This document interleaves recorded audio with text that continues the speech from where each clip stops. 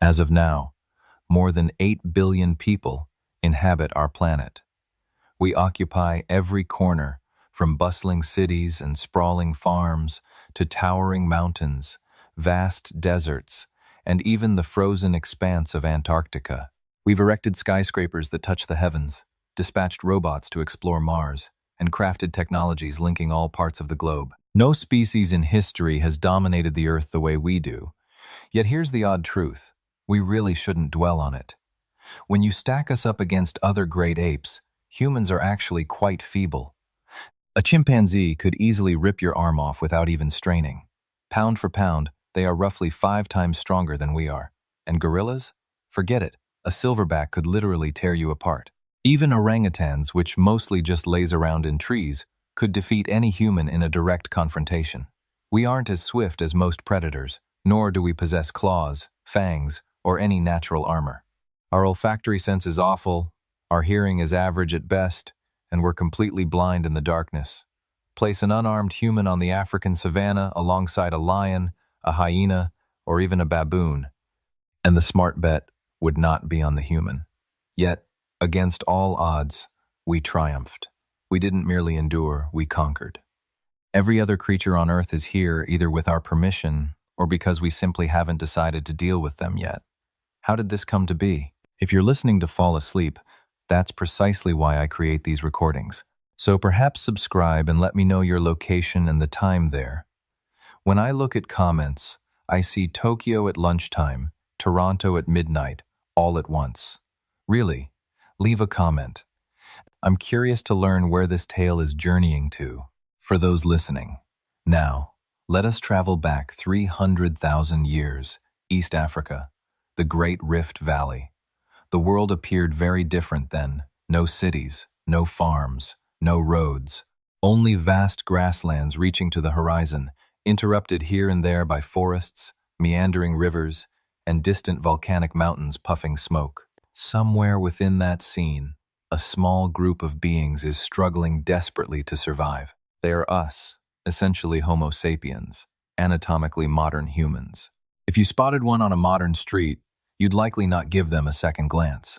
Same physique, same brain volume, same fundamental characteristics. Yet their lifestyle is nothing like ours today. They live just like any other animal, living hand to mouth, day after day hunting small animals, collecting plants, evading predators, seeking water, and simply trying to survive. They are not exceptional, not yet. They are merely one species among many. Homo erectus still exists, scattered throughout Africa and Asia. Neanderthals flourish in Europe. Denisovans inhabit parts of Asia, but we won't learn of them until we uncover their DNA in a cave 300 millennia later. Likely there are additional human species still unknown to us, as they will vanish, leaving behind insufficient fossils for discovery. In this era, Homo sapiens is a nobody, simply another primate, struggling to get through each day. If you could glimpse the future, see what this species would eventually turn into, you'd refuse to believe it. You would laugh. These delicate, sluggish, vulnerable beings are destined to conquer the whole Earth. They will outlive every other human species. They will construct cities like Rome, Beijing, and New York. They will split the atom and step onto the moon. It seems impossible. Yet it did happen. And the simple question that troubles scientists at night is, why? What unique quality did we possess that no other did? What singular advantage was so potent that it propelled us from barely surviving in a small part of Africa to ruling every continent on the planet? Now it becomes fascinating. The answer is not what you'd expect. It wasn't our intelligence. Neanderthals had larger brains. It wasn't our tools. Other species also crafted tools. Homo erectus had been using hand axes for almost 2 million years. Nor was it our bipedalism. Every human species could walk upright. The answer is far stranger, far more nuanced, something that leaves behind no fossils, no artifacts, no clear marks in the archaeological record. And that's precisely why it's so difficult to study. But we're moving too fast. Before we grasp why Homo sapiens succeeded, we must comprehend our competition. For the path from the African plains to worldwide supremacy was far from easy. It was never a sure thing. There were points in time when it nearly fell apart completely, moments when our entire species was on the brink of vanishing, when our numbers shrank so low that, by all mathematical logic, we should have gone extinct, when humanity's future depended on a thread so delicate that a single bad drought, one illness, an unlucky generation could have wiped us out forever. Yet we survived against chances that leave scientists utterly amazed. And somewhere along that desperate path, a shift occurred. Something clicked into place. A spark ignited within the human brain that transformed us from just another struggling species into something entirely unprecedented. This is the tale of that evolution, how the weakest of the great apes became the planet's most powerful species, how we moved from mere survival to reshaping the whole world in our own image, and how humans rose above all other creatures. But be warned, the answer might change how you view yourself, your mind, and your entire civilization. For what set us apart wasn't something we discovered or constructed. It was a skill we developed using the 3-pound mass of tissue inside our heads. A skill that appears straightforward until you realize no other species has ever mastered it quite like we did. So make yourself comfortable. Get ready to drift off.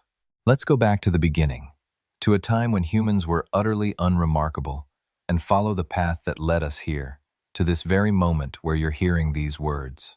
No matter where you are on Earth, regardless of the hour, you're linked to billions of fellow humans through technologies that would seem like sorcery to our forebears. The journey that brought us here is far stranger than you might imagine. Roughly 70,000 years ago, an incredible event unfolded inside the human cranium, something that had never happened in the 4 billion-year history of life on our planet. A neurological shift that would distinguish us not only from other animals, but from every human species that had come before. The human brain began to rewire itself. Now, this wasn't a sudden mutation. No single gene suddenly activated to make us smarter. Instead, it was the result of hundreds of thousands of years of evolutionary pressure that built up during the population bottleneck. All that selection for problem-solving, social cooperation, and rapid adaptation to shifting environments had been pushing toward a tipping point. And around 70,000 years ago, our ancestors crossed that threshold. Anthropologists call this the cognitive revolution, and it transformed everything. The physical clues are subtle. If you compare a modern human skull from 100,000 years ago with one from 50,000 years ago, they look nearly the same. The brain case is roughly the same size. The bone structure is almost identical. But something essential had changed within that skull. The mental software had been upgraded. Even though the hardware appeared unchanged, the first hints come from the archaeological record. Before 70,000 years ago, human technology advanced slowly. Stone tools evolved gradually over tens of millennia. Each generation produced essentially the same hand axes and scrapers their grandparents had made. Innovation occurred, but it crept forward at a geological pace. Then suddenly, explosively, everything sped up. After 70,000 years ago, fresh tool types emerged every few thousand years, instead of every few 100,000. We see specialized instruments designed for particular jobs: bone needles for sewing, fish hooks and harpoons for aquatic hunting, spear throwers that amplified human throwing power, complex composite tools made from several carefully prepared materials. But tools are just the visible surface of a much deeper shift. The true revolution involved how humans perceived the world. For the first time ever, people began creating art, not accidental marks or random scratches, but intentional symbolic representations. Cave paintings depicting animals in motion, handprints stenciled onto rock walls, carved figurines of animals and people. The oldest confirmed art dates back to around 40,000 years ago, but there is evidence it began earlier, perhaps much earlier in Africa, where preservation conditions are less ideal. This artistic surge reveals something profound. To create art, you must think symbolically. You must recognize that a drawing of a bison is not actually a bison, but stands for one. You need to grasp the abstract concept of representation itself. That requires a level of cognitive sophistication that no other species has ever reached. Alongside art came ritual. Burial customs became increasingly elaborate after 70,000 years ago, not just placing bodies in the ground as Neanderthals had done, but adorning them with ochre pigments, including grave goods, and placing the deceased in specific positions. Such rituals indicate that our early ancestors held intricate ideas regarding death, what comes after, and possibly the presence of souls or spirits. Their minds wandered into notions that had no physical form. They envisioned worlds beyond what their eyes could see. Yet the greatest shift in thinking was unfolding within language itself. For hundreds of millennia, humans have been exchanging messages. However, the complexity of those exchanges remained restricted, much like what we observe among other smart social creatures. Alerts about threats, sounds that point to nourishment, and gestures to organize collective tasks. Following the cognitive revolution, human speech transformed into something wholly new. It could now talk about things that had no existence whatsoever. Ponder that for a moment. Other creatures only share information about what is currently present. A vervet monkey, for instance, has distinct cries for an eagle versus a leopard. A bee performs a dance that reveals the direction and distance to blossoms, yet no other species can speak of things that are absent. After the cognitive revolution, humans gained that power. They could depict creatures they had never laid eyes on, locations they had never visited, occurrences that had not yet come to pass. Even more crucially, they could converse about entities that lived solely in the mind, deities and spirits, clans and countries, rules and fairness ideas, without any tangible substance. This capacity, which cognitive researchers term full modern language, endowed humans with an immense edge. They could transmit details with astonishing accuracy. Not simply buffalo are by the river, but rather 3 days to the north, beyond the rock formation that resembles a bear's head, lies a valley where buffalo congregate each summer when the purple flowers blossom. Such precise transfer of information allowed wisdom to build up over the ages, rather than vanishing with each person. A hunter could recount an intricate method he had uncovered. Others could pick it up, perfect it, and pass along their enhanced version to their offspring. Progress could accumulate gradually. But even more significant, abstract speech enabled people to work together in unprecedented fashions. Prior to the cognitive revolution, human communities were bound by the same restrictions that apply to other primates. A person can sustain intimate connections with roughly 150 individuals. This is no random figure. It is ingrained in primate social cognition. It is simply impossible to monitor the intricate webs of relationships, ranks, and responsibilities of more than around 150 people. This limit is known as Dunbar's number, marking a firm cap on group dimensions for species that rely solely on personal bonds to keep society together. Yet abstract speech provided a route past this obstacle. For the very first time, people could collaborate with those they had never met, not from personal acquaintance, nor from blood ties, but because they all held the same imagined stories in common. A clan of 500 individuals could operate as a unified group if every member was convinced they originated from the same mythical forebear. A force of 10,000 warriors could march into battle side by side if they all revered the same deities. A commerce web could stretch across a continent if everyone agreed that particular shells or pebbles held worth as money.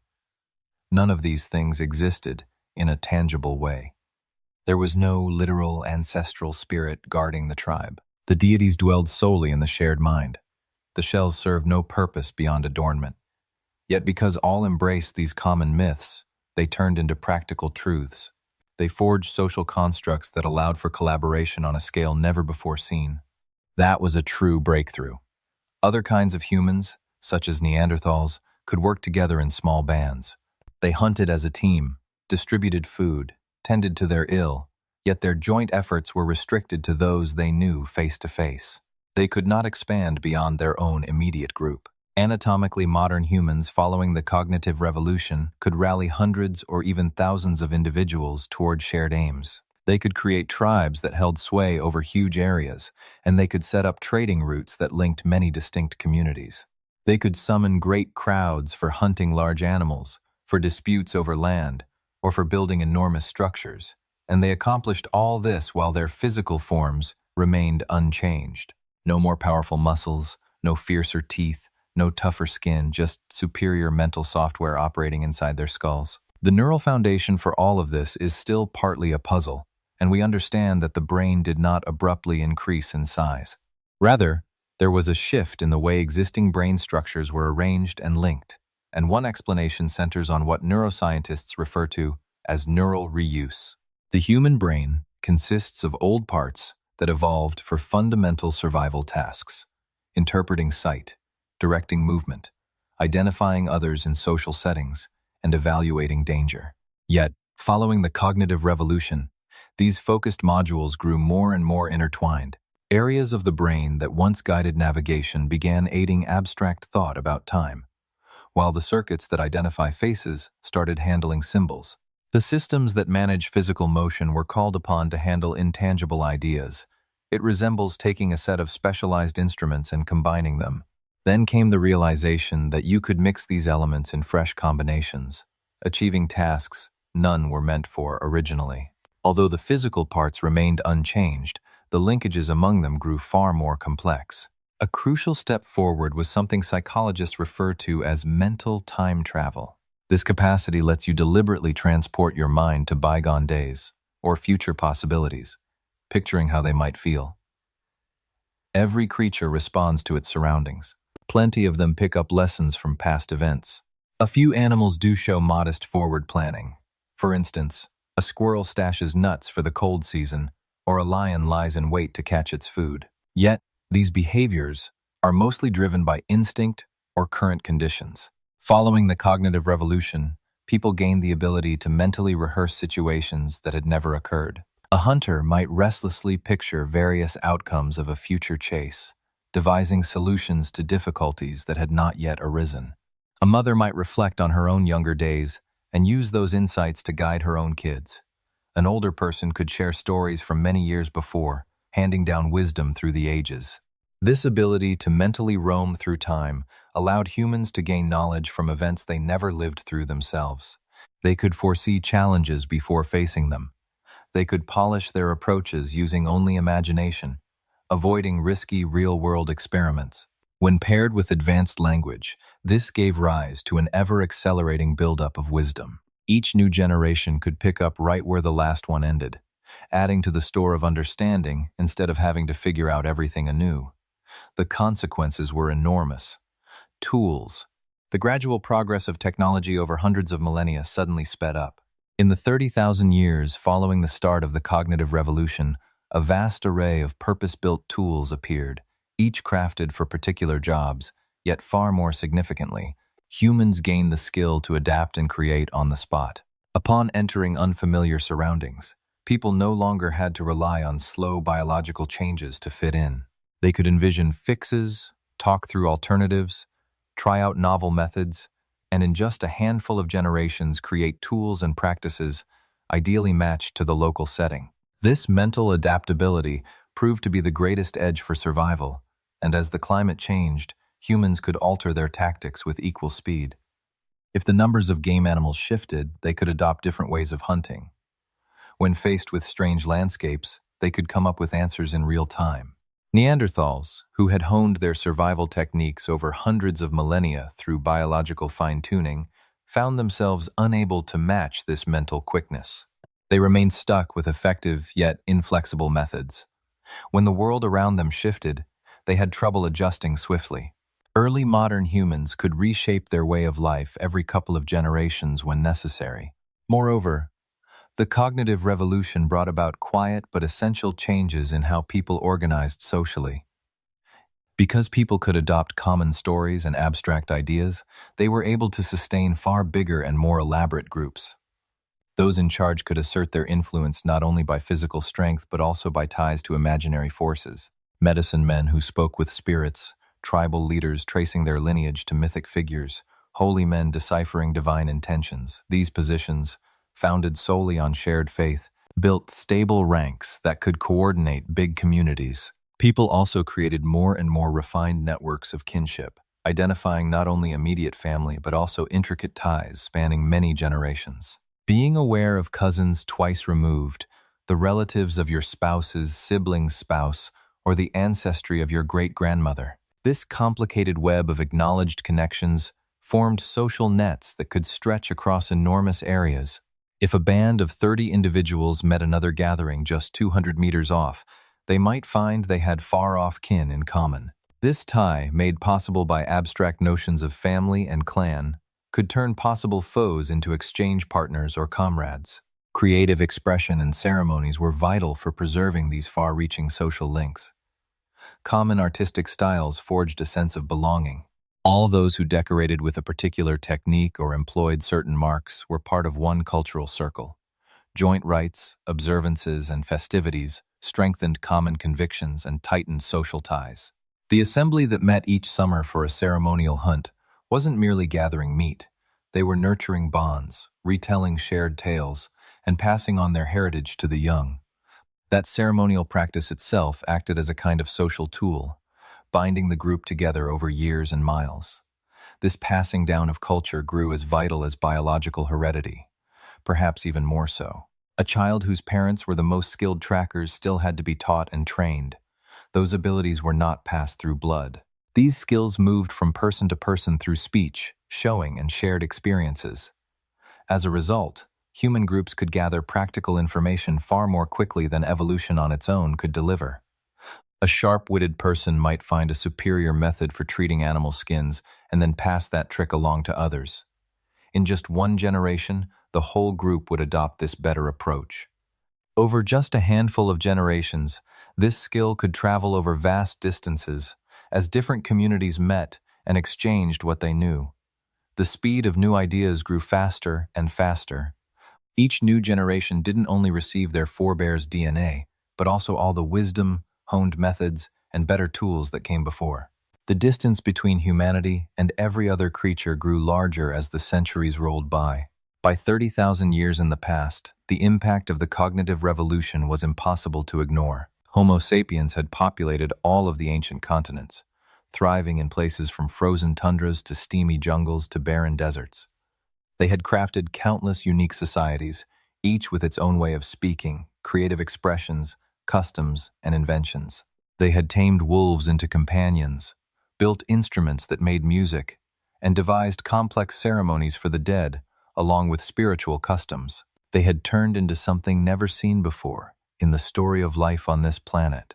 A creature whose main strength was not its body, but its mind, whose continued existence relied not on how strong or swift they were, but on their power to dream, share ideas, work together, and create new solutions. The great shift in thinking had built upon the genetic inheritance from that time of scarcity.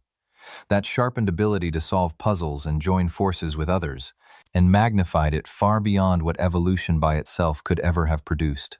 The physical brain, refined during those long, perilous 117,000 years on the edge of vanishing, had now created a mental toolkit capable of reshaping everything around them. Yet this was only the start.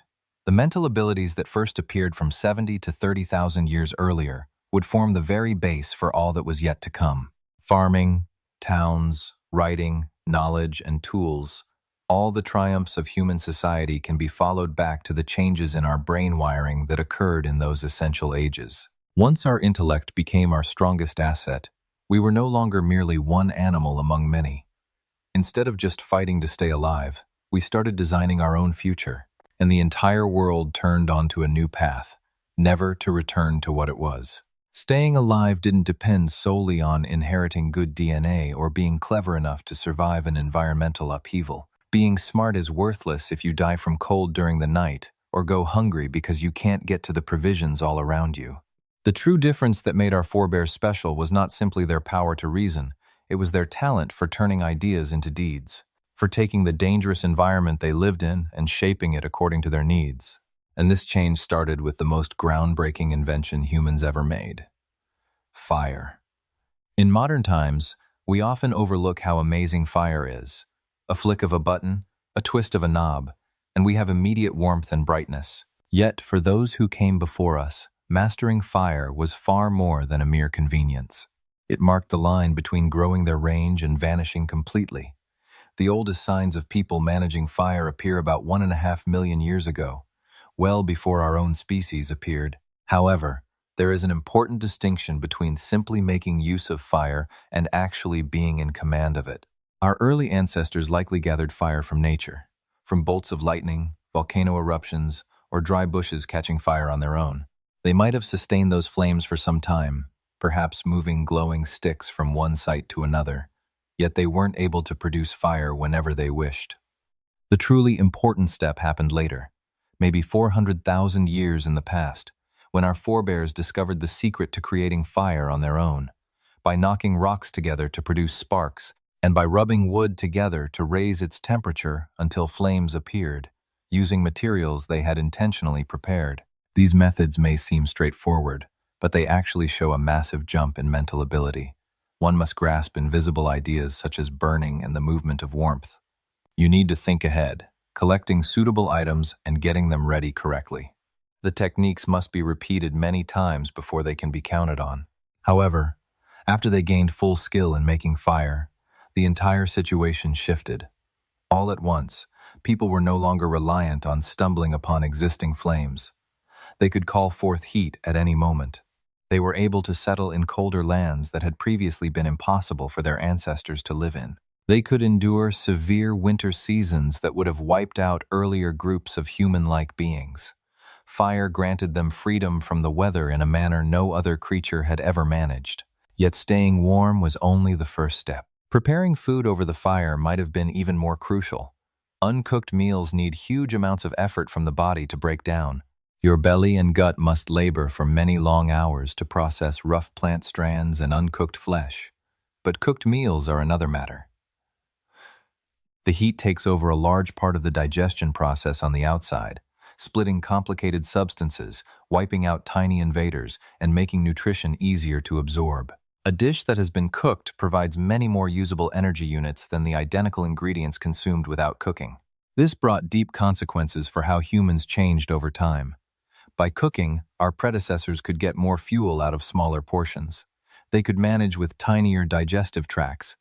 That living energy which had previously been used for breaking down food could be sent elsewhere. For example, to the brain, an organ that consumes a tremendous amount of power. Certain scientists believe that mastering fire and beginning to cook set off a cycle that sped up the growth of the mind. Improved methods of preparing food led to a greater supply of digestible energy.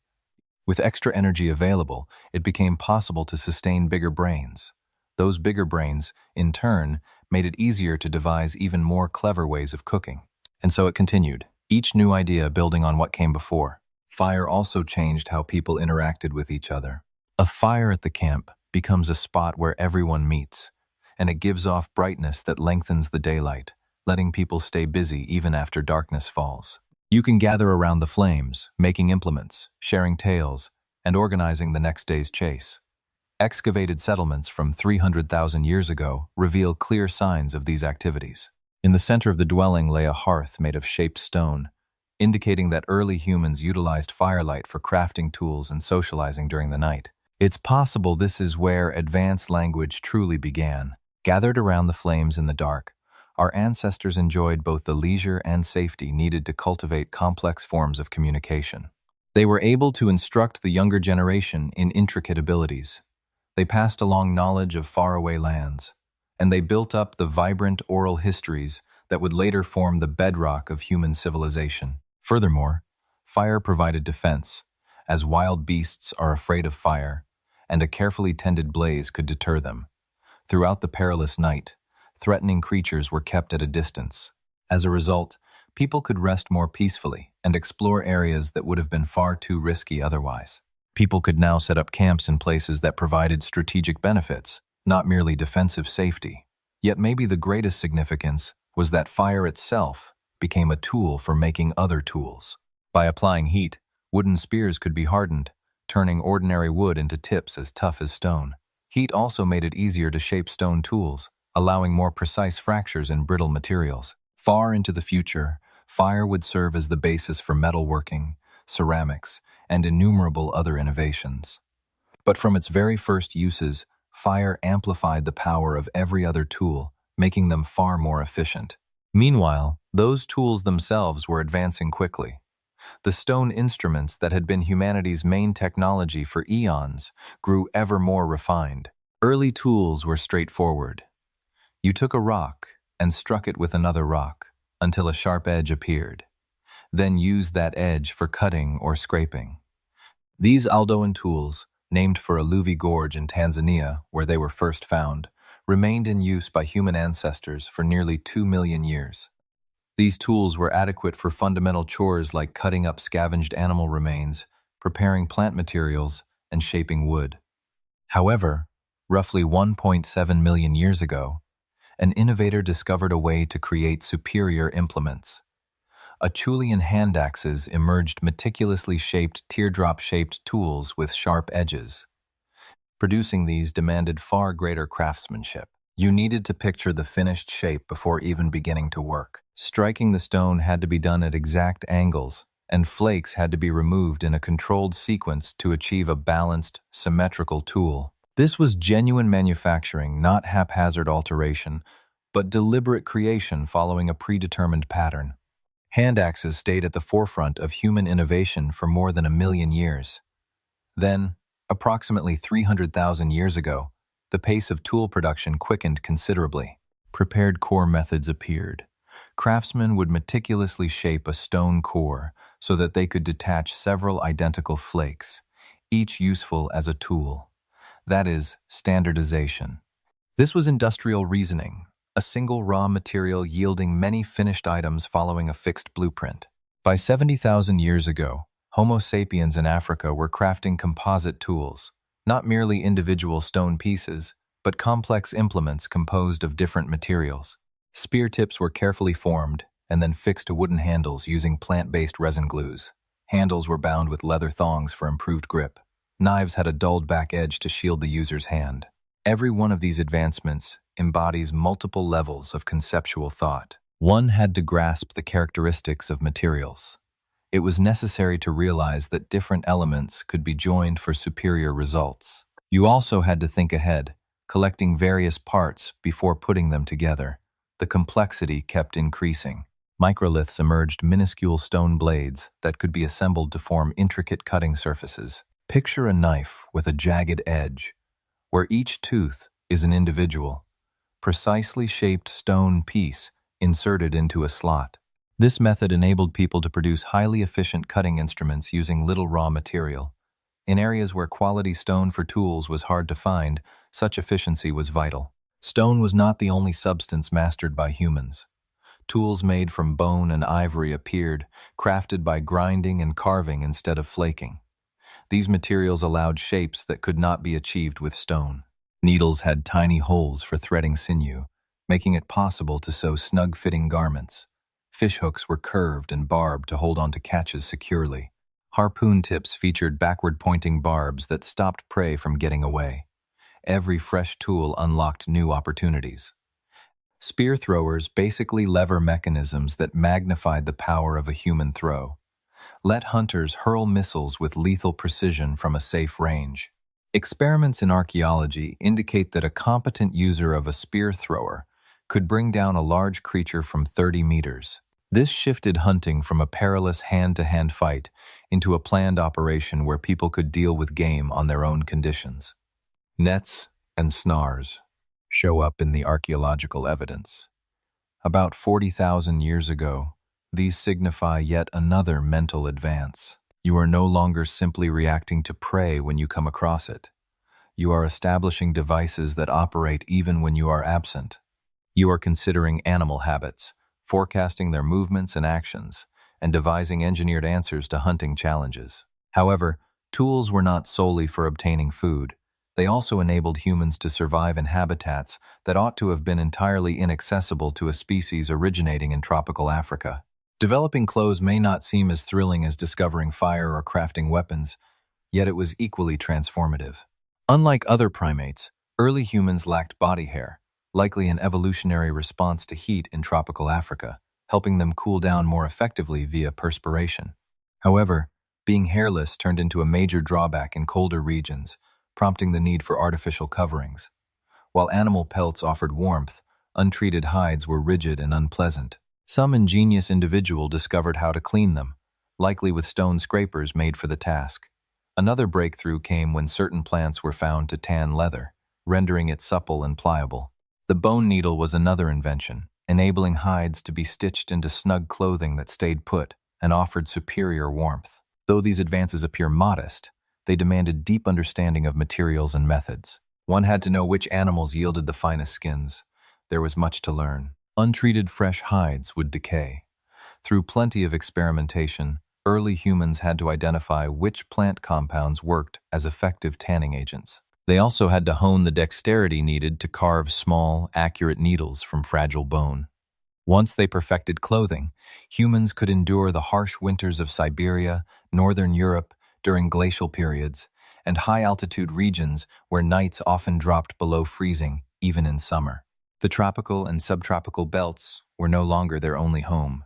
Virtually any location became accessible. Shelter construction evolved along similarly complex lines. Initially, early people relied on natural refuges, caves, overhanging rocks, any spot offering elementary weather protection. Yet natural shelters restricted movement. Without caves in an area, a lasting settlement was impossible. So they began building their own shelters.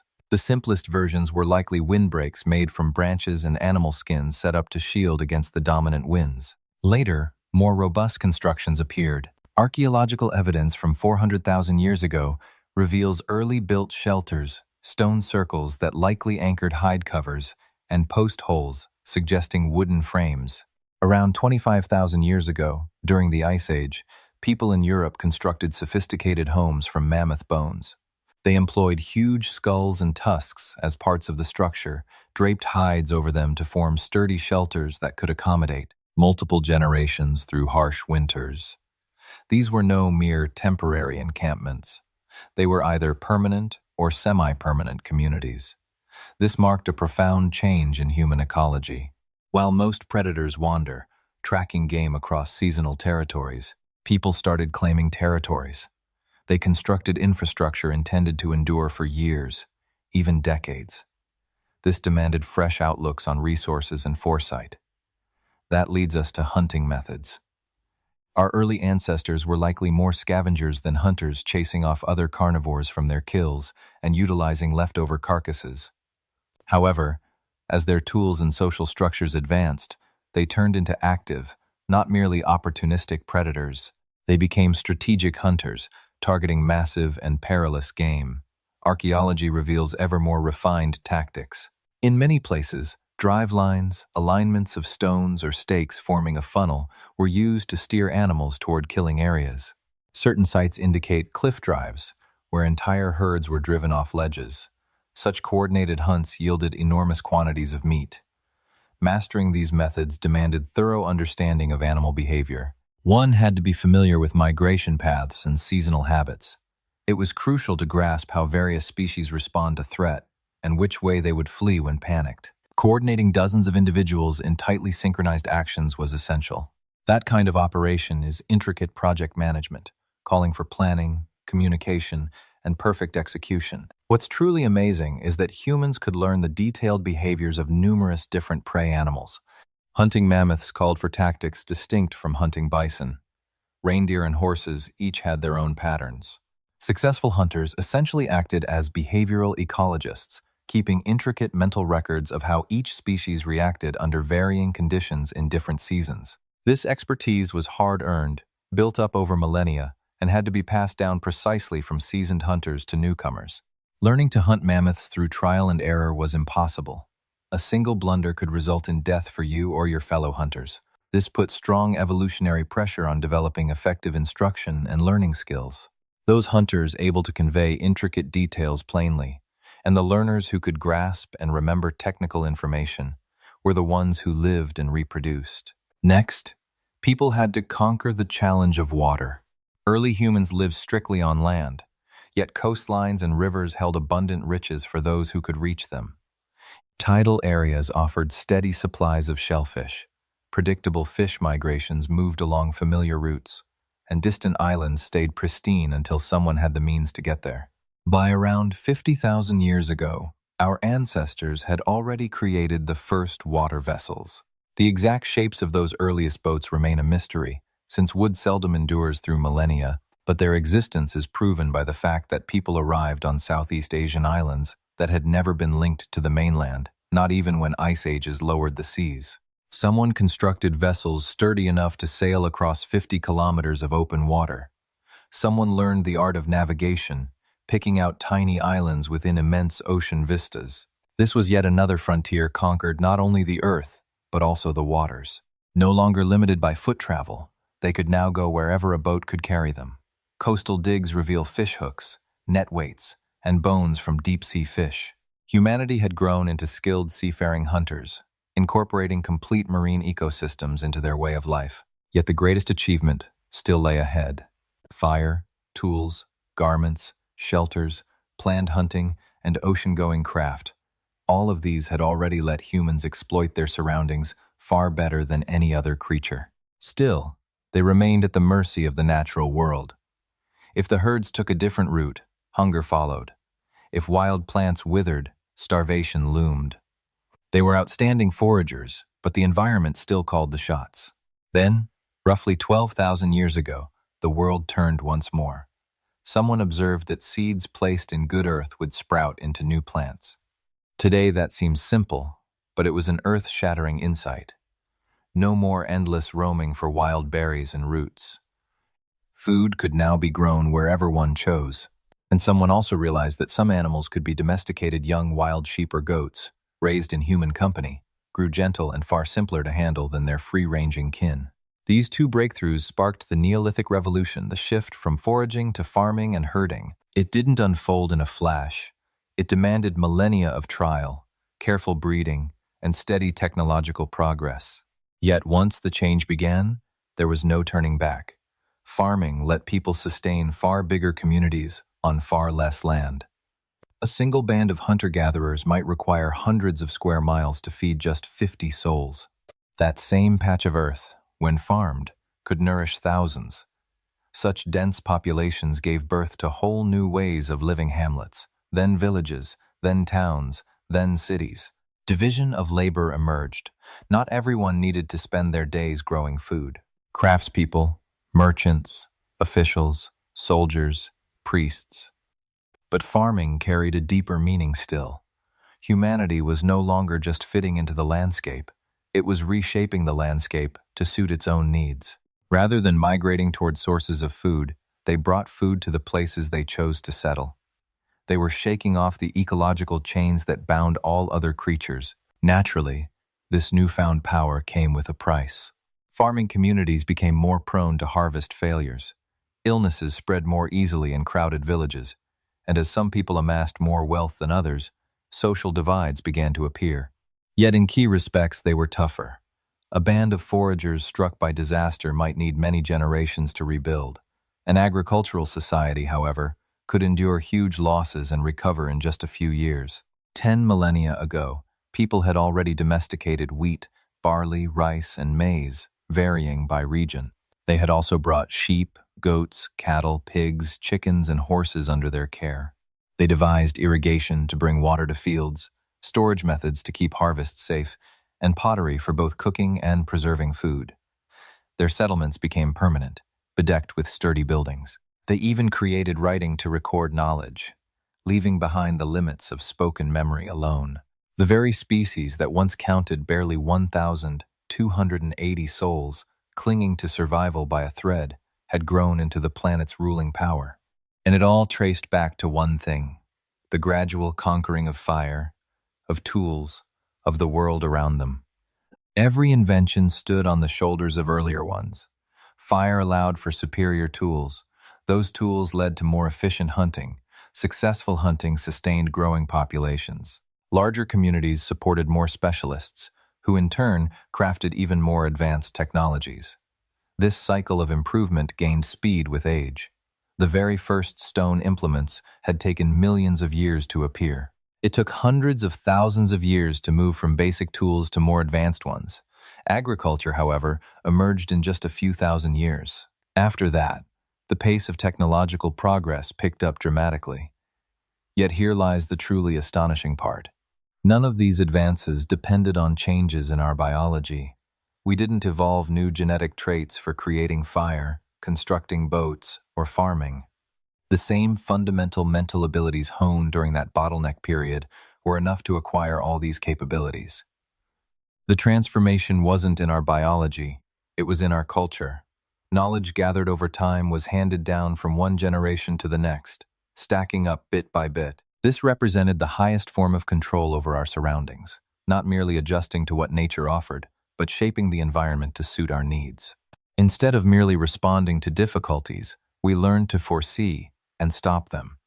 Instead of simply getting by, we flourished, no matter what the planet sent our way.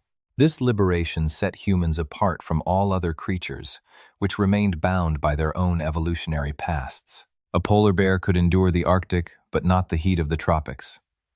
A camel could manage deserts, but not lush rainforests. However, humans, armed with tools, fire, shelters, and clothing, could venture into any environment.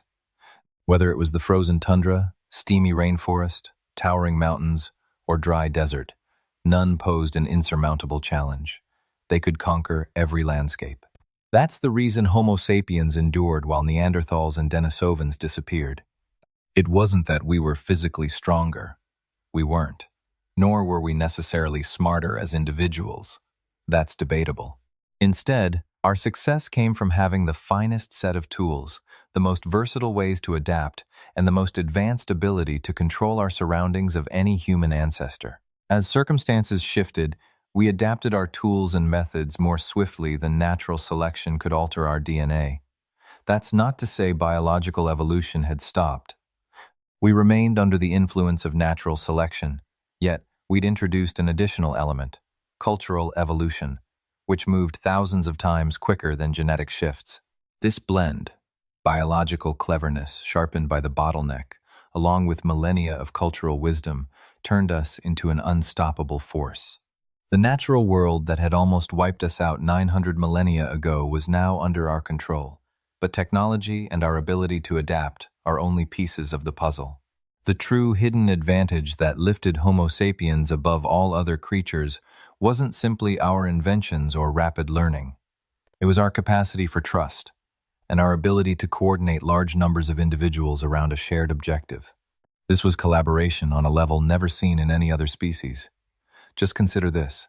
A chimpanzee, our nearest kin, can sustain genuine social bonds with roughly 50 others.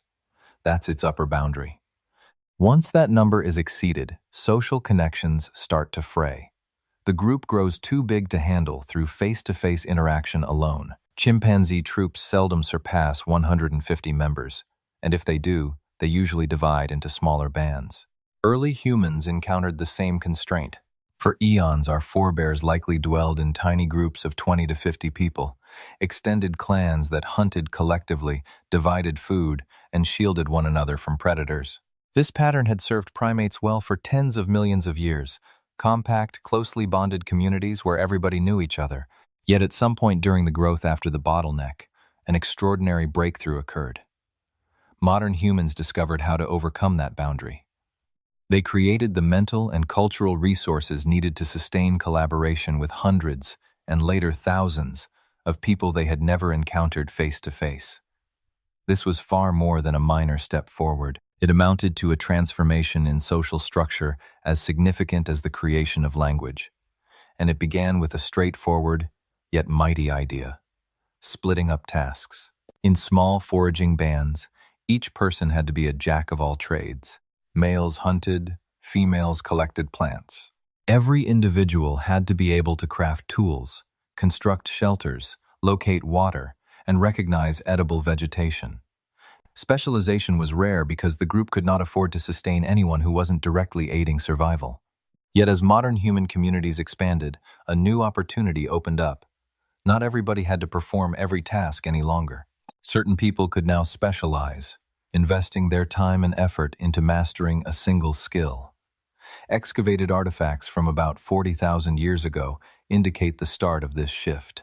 In ancient modern human settlements, we begin to see proof of dedicated toolmakers, people who devoted most of their days to fashioning stone implements, bone needles, or spear tips. The quality and uniformity of their output were far too high to be the work of amateurs, squeezing in some hobby time. These were true experts. Meanwhile, other members concentrated on pursuing particular kinds of prey. Some turned into skilled trackers. Others honed their abilities in fishing or capturing birds. Other individuals grew skilled in tanning hides, sewing garments, or preparing edible plants. Such focused expertise gave rise to what economists term comparative advantage. Rather than each person being average at many chores, folks could master certain activities. A craftsman focusing on tools could fashion them more quickly and with higher quality than someone who did everything. A dedicated hunter could take down prey with greater ease. Yet, specialization relies on a method to distribute the advantages. The toolmaker requires food, yet their hours go into crafting tools, not pursuing game. Meanwhile, the hunter requires tools but devotes their time to stalking animals, not shaping spearheads. Here comes the gift economy. Early modern humans created complex networks of mutual giving, enabling specialists to swap their products and skills. The toolmaker would present spearheads to hunters, who in turn offered meat to the toolmaker. The leather worker supplied garments to both, getting tools and food back. This appears straightforward, akin to simple bartering, yet it was much more advanced. These were not instant one-for-one trades. Instead, they were ongoing relationships of give and take, founded on trust, standing, and mutual duty. When a hunter handed meat to a toolmaker, they did not demand instant compensation. They were putting effort into a bond. They were accumulating social credit to use later when fresh tools were required. The entire arrangement depended on postponed giveback, on the belief that kindness would be reciprocated. This called for a leap in thinking. One had to recall who was indebted to whom. It was necessary to keep tabs on intricate social ties across many seasons. Valuing diverse items and services required comparing present wants with later advantages. Additionally, detecting and penalizing deceivers was crucial. Every cooperative system contains the lure of receiving without contributing. Freeloaders who take kindness but never return it. If a large number engage in cheating, the entire structure fails. Modern humans created complex social methods to address this issue. Systems of reputation allowed all to know whom to rely on and whom to avoid. Social consequences ranged from rumors and mockery to shunning and banishment from the community. In dire circumstances, there was even execution of chronic freeloaders. Archaeological findings offer intriguing clues about these enforcement methods. From about 30,000 years ago, there are signs of violence between people that seems unlike battles or hunting mishaps. Wounds indicating punishment or capital punishment, people slain by their own group instead of by strangers. This may seem severe, yet it was necessary. Lacking the capacity to penalize rule breakers, widespread collaboration would be unfeasible. The risk of social penalty encouraged everyone to be truthful, or at least trustworthy enough for the system to function. Yet cooperation reached well past single groups. One of the greatest achievements of early humans was establishing exchange routes linking far-off settlements. Sites dating back 40,000 years yield raw materials from hundreds of miles away. Obsidian from volcanic zones appears at camps 300 miles distant. Seashells from shores turn up at interior locations. Amber, ochre, and fine stone traveled over huge spans. This was not accidental. These goods were exchanged through organized networks, linking dozens, perhaps hundreds, of distinct groups. A seaside community might give shells to an inland band, who then passed them to a highland clan, who further exchanged them with a group beyond the peaks. Such trade webs relied on trust among peoples who seldom encountered each other directly. These networks demanded common notions of worth, pacts on equitable terms, and ways to settle conflicts. In essence, they marked the dawn of economic frameworks. Yet more crucially, these exchange routes fostered mutual reliance. Communities that engaged in regular commerce had reasons to avoid conflict. War interrupts exchange, and trade provided goods unavailable nearby. It was wiser to keep harmony with partners than to hazard losing the obsidian, shells, or ochre they depended on. Naturally, disputes still occurred. Early modern humans were not entirely peaceful, yet they possessed something earlier species lacked: the capacity to opt for collaboration over strife when it benefited them. And over time, cooperation proved more advantageous than relentless fighting. For these growing social webs to operate, modern humans required guidelines, not merely casual traditions but formal principles that all accepted. The roots of law. We cannot be certain what those initial legal structures resembled. Perhaps these rules weren't recorded in writing for another 35,000 years. Yet we can deduce they existed from the intricate social structures observable in the archaeological evidence. Sustaining trade routes that stretch over hundreds of miles is impossible without deals on property rights and methods for settling conflicts. Likewise, you cannot sustain specialized workers without guidelines for mutual responsibilities.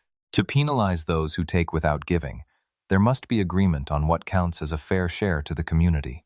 Anthropologists who study contemporary hunter-gatherer groups, the nearest living parallels to our early forebears, identify advanced legal frameworks wherever they examine. Norms governing the distribution of resources, matrimony, succession, addressing quarrels, steps for group choices, ways to settle disagreements, and proportional reactions to infractions. These are not basic communities with basic regulations. Instead, they are intricate societies featuring subtle legal structures refined across millennia. Our early human ancestors almost surely possessed analogous systems. They had no choice.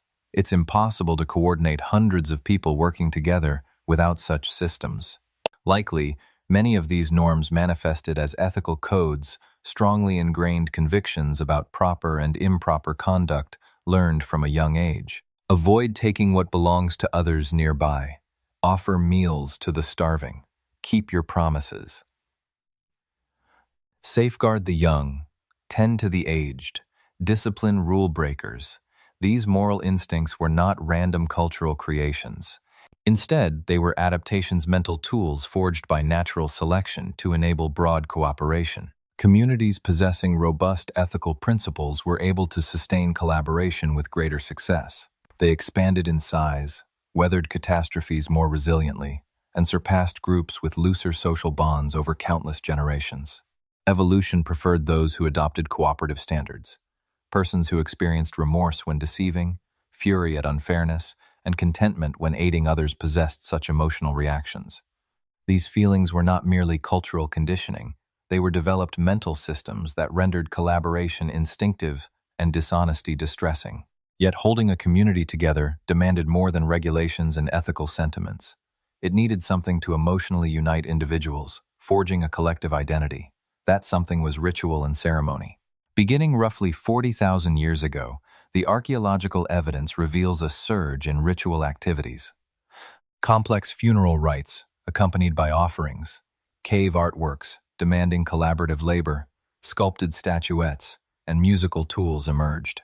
These relics indicate that early humans were crafting joint cultural moments. They assembled for meaningful purposes, religious rites, festivities, and sacred gatherings. They engaged in singing, dancing, narrating tales, and producing art collectively. Such actions may appear trivial pastimes one would pursue only after addressing basic survival, but that view is entirely mistaken. These rituals themselves were essential for survival. They served as the cohesive force uniting sizable communities.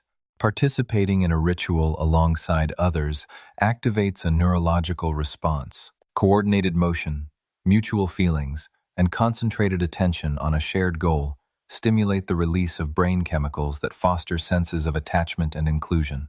You experience a bond with those nearby. You come to see yourself as part of them. You become ready to trust, collaborate with, and make sacrifices on their behalf. This is the reason that every human community ever examined, with no exceptions, participates in group rituals, be they religious observances, festivals, group dances, military processions, or athletic competitions. The outward shapes differ greatly, yet the core purpose remains identical. Forging emotional ties among people, transforming gatherings into cohesive communities. For early Homo sapiens, these ceremonies likely centered on hunting, reproduction, seasonal transitions, and crucial milestones. Pre-hunt rituals to synchronize the group and instill courage. Post-hunt festivities to strengthen collaboration and distribute rewards. Puberty rites to welcome youths into the community. Funeral services to cope with sorrow and reinforce social connections. These were not dispensable additions. They were indispensable mechanisms for expanding cooperative networks. A group of 50 individuals can be sustained solely through personal ties. However, to manage 200, 500, or 1,000 people, additional elements are required. Common stories, joint ceremonies, and cultural identities that lead members to see themselves as belonging to something beyond their close kin are necessary. Naturally, the counterpart to group belonging is opposition to those outside. When you establish an us, you unavoidably generate a them. Early humans were not exempt from this pattern. The archaeological findings contain abundant proof of intergroup violence. Bones with marks from weapons, defended settlements, collective burial sites hinting at slaughters, and cave artworks portraying apparent conflicts. By around 10,000 years ago, conflicts had clearly become a normal part of human existence. Yet oddly enough, even these battles helped push cooperation forward. Groups that could work together well in combat, organize fighters, plan tactics, and stay calm under stress those groups endured. Those that couldn't coordinate as effectively were either defeated or pushed aside. This gave rise to what biologists call group selection pressure. Natural selection was no longer acting only on individuals. It began affecting entire communities. Communities with stronger cooperation thrived and grew. Those with weaker cooperation faded away. Over countless generations, this force deeply shaped human nature. We developed intense loyalty to our own groups, ready to put aside personal gain for the collective good. We gained natural moral instincts that punish those who don't contribute and reward those who do. We became able to organize with many others to achieve shared objectives. But we also developed tendencies toward favoritism, fear of outsiders, and rivalry between groups. The very mental tools that let us cooperate so well within our own circle can make us hostile to strangers. This is the troubling side of human cooperation, a shadow that has followed us from ancient times into today's world. Still, cooperating within groups wasn't limited to warriors and hunters. One of the most crucial advances for modern humans was taking systematic care of children and the elderly. This may not sound groundbreaking, but it marked a huge shift in how we live our lives. In most mammals, individuals reproduce, raise their young until they're independent, and then either die or become unimportant to the group. Once you're past breeding age, you're essentially a burden evolutionarily, using resources without helping the next generation. Humans broke this pattern. At some point in our evolutionary journey, we evolved long lives after reproduction. Women, especially, continued living for decades after menopause, long after they could have their own babies. This is unusual. From a pure genetic viewpoint, it seems inefficient. Why spend energy on individuals who can't reproduce? Yet the grandmother hypothesis, proposed by anthropologist Kristen Hawkes and her team, shows why this makes total evolutionary sense. Older women, no longer tied to pregnancy and infant care, can greatly boost their grandchildren's chances of survival. They possess a wealth of experience which plants are safe to eat, where to find water in dry times, how to treat wounds and sickness. They can collect food, prepare materials, and look after children while younger adults hunt and gather. Archaeological findings back this up. At sites of modern humans from 30,000 years ago, we see signs of elderly people living well beyond reproductive years. We find complex tools that would take years to learn, suggesting knowledge was passed from skilled elders to younger ones. We find proof of specialized food preparation, especially of plants, work often done by older women in present-day hunter-gatherer societies. This created a positive cycle of cultural growth. Each generation could add to what they learned from the one before. Children learned from parents, grandparents, even great-grandparents. Skills became more advanced, tools improved, cultural knowledge broadened. This is different from genetic change, which takes many generations. Cultural change can occur in a single generation. One person discovers a better tool, teaches their children, and the whole group benefits. The presence of grandmothers and grandfathers sped up this process greatly. They were living libraries of cultural wisdom, teachers and guides who made sure knowledge was passed down correctly through the years. But it wasn't only elders caring for the young. Modern humans practiced shared childcare, with many adults helping to raise children. Mothers, fathers, grandparents, aunts, uncles, siblings, and others all took part in raising kids. This is rare among primates. In most species, mothers do almost all the infant care. Fathers often contribute nothing more than sperm, but demanding children need so many resources that mothers couldn't manage alone. Cooperative breeding, with many helpers, allowed women to have more children more often and raise more of them to adulthood. Instead of having babies 4 or 5 years apart like chimpanzees, humans could have children every 2 or 3 years. Over countless generations, this demographic edge kept building upon itself. Human groups expanded at a pace that outstripped both Neanderthals and Denisovans. Whenever hardship came drought, sickness, or warfare, our ancestors managed to recover with greater speed. And whenever fresh lands became available, they moved in and inhabited them more rapidly.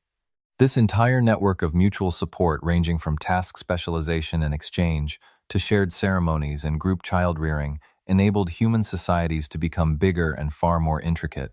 Around 15,000 years ago, certain groups of modern humans already boasted hundreds of permanent inhabitants. By the 10,000-year mark, we encounter settlements counting thousands of souls, and these weren't simply scaled-up hunter-gatherer camps. They represented a whole new order, featuring clear hierarchies, dedicated functions, established leaders, and elaborate social frameworks. These were the early proto-civilizations that would later blossom into towns, nations, and vast empires. Yet all of them rested upon the same bedrock: the singular human talent for working together with people who were not family. The willingness to place trust in strangers, to obey common guidelines, to engage in joint efforts, and to set aside personal gain for the good of the group.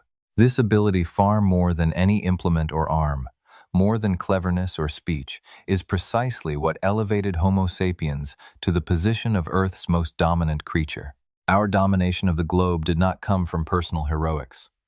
Instead, it was achieved by banding together on a scale that no other creature could rival. From intimate family units to sprawling tribes and ultimately civilizations numbering in the millions, we perfected the craft of uniting behind shared objectives. And we accomplished this by forging social frameworks, cultural traditions, and mental patterns that turned collaboration into something not only achievable, but innate, even profoundly pleasurable. Today's world, with its sprawling cities, nation-states, and worldwide organizations able to marshal billions of people for common ends, can trace its direct lineage back to those pioneering ventures in large-scale collaboration that began roughly 40,000 years ago. We continue to rely on the same fundamental social tools. They have merely been amplified to a scale that defies imagination. Those few thousand survivors of a population crash, roughly 1,800 souls, fighting for existence 900 millennia ago, could never have envisioned the structures their offspring would eventually erect. Yet it was they who laid the foundation, cultivating the mental and interpersonal abilities that enabled all subsequent progress. They discovered the power of collaboration, and that transformed the course of history. Still, implements, flame, and joint effort were just one chapter of the tale.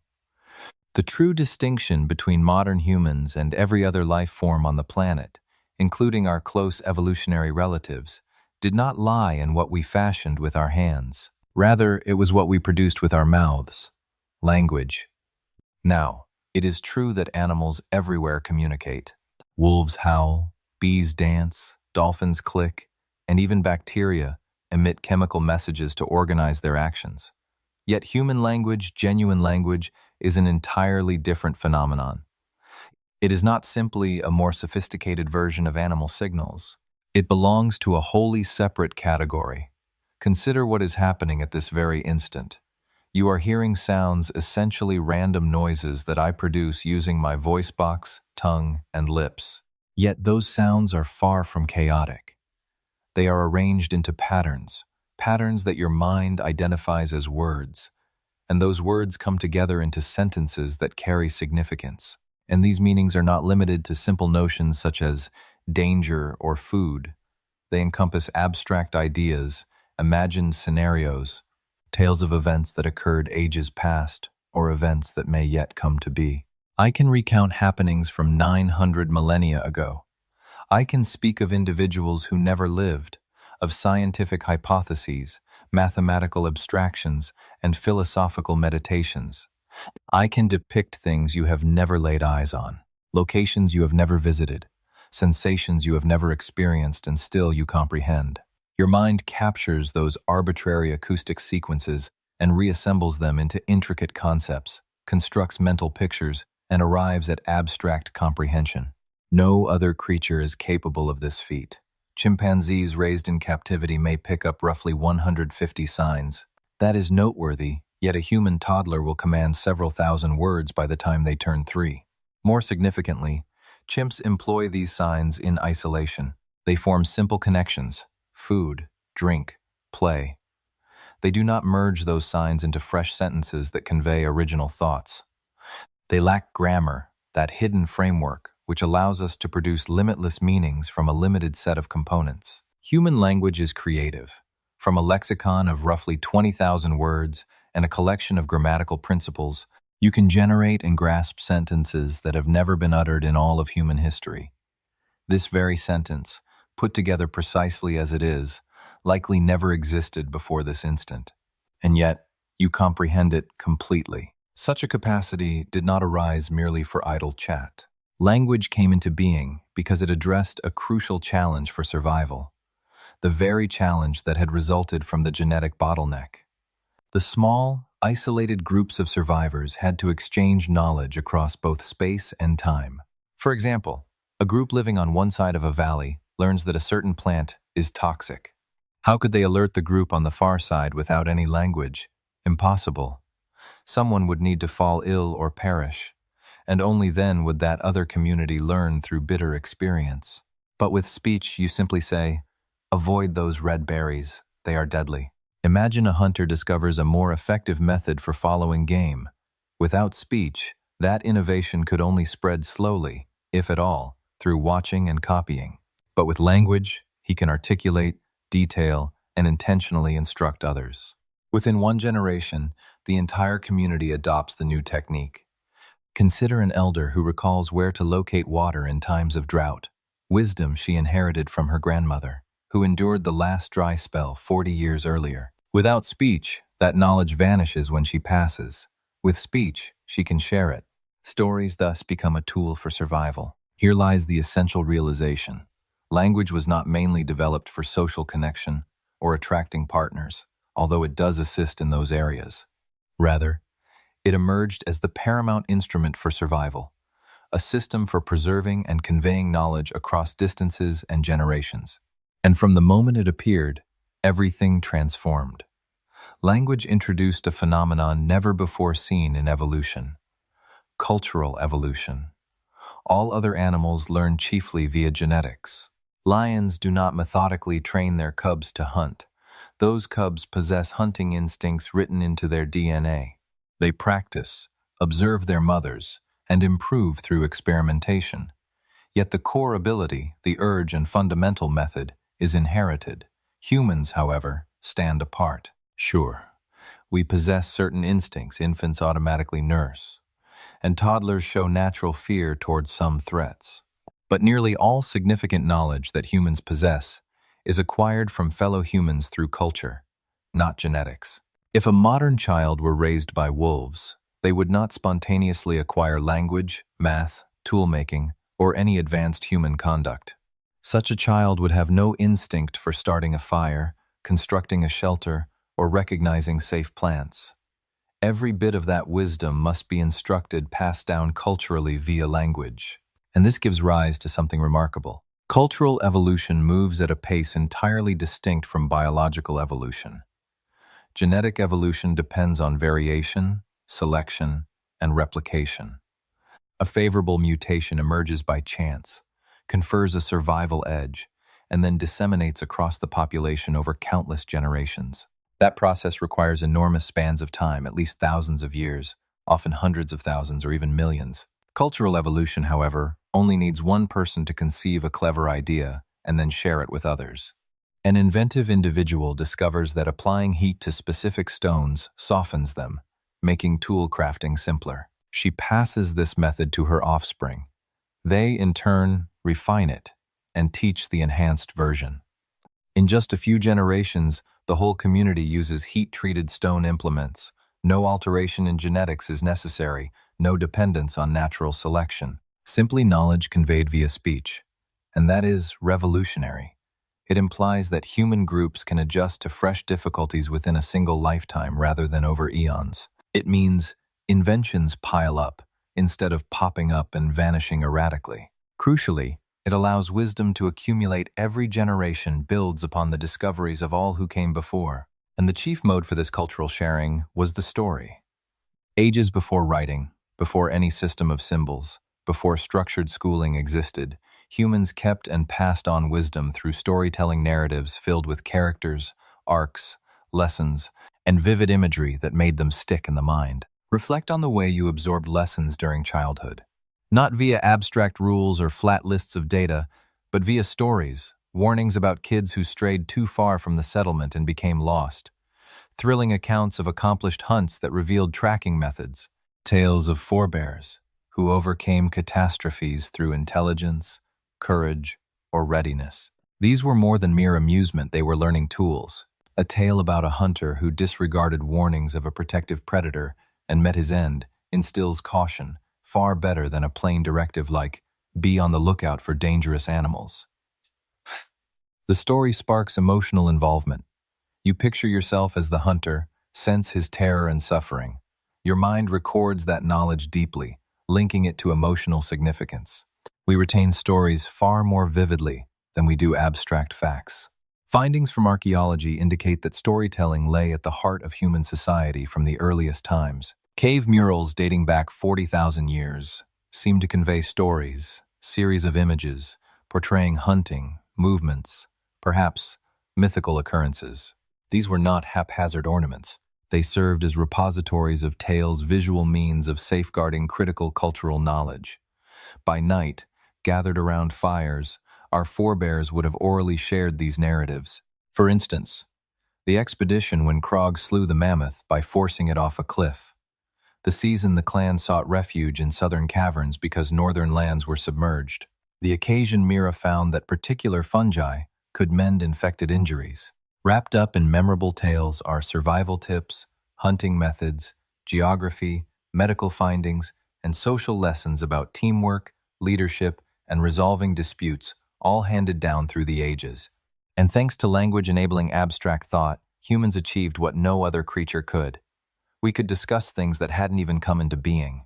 Thought experiments, strategies, potential futures. Suppose we steered the entire herd off the cliff, rather than picking off individuals? Come next winter, let's stock up on firewood sooner. Cooperating, we could erect a shelter big enough for 3 households.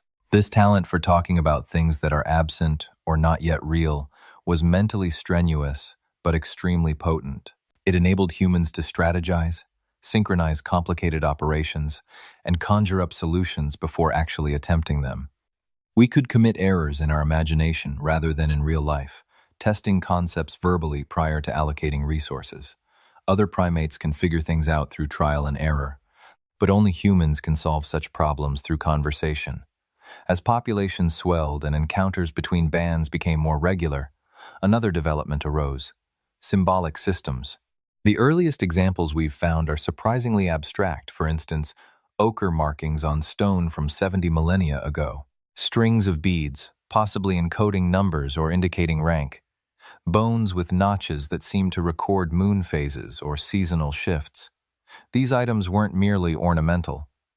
They served as external memory banks, methods for storing data beyond the reliable limits of human recall. Systems of symbols, ornamental designs on implements and garments signified tribal belonging or personal standing. Every such symbol performed the same function, enabling people to efficiently communicate intricate details, harmonize actions across sizable communities, and sustain group unity via common understandings. Then arrived the breakthrough that would transform everything: writing. The earliest proper writing systems appeared about 5 millennia ago, a short span in human history, yet their effects were swift and deep. Speech is fleeting. A tale shared by a fire lasts only as long as one person talks and another pays attention. When the storyteller passes away, unless the story has been handed to another, it vanishes for good. Written language, however, is enduring. A document inscribed 5,000 years ago can be perused today by anyone familiar with that script. Information becomes genuinely eternal, conveyed not only over space and from individual to individual, but across centuries and millennia.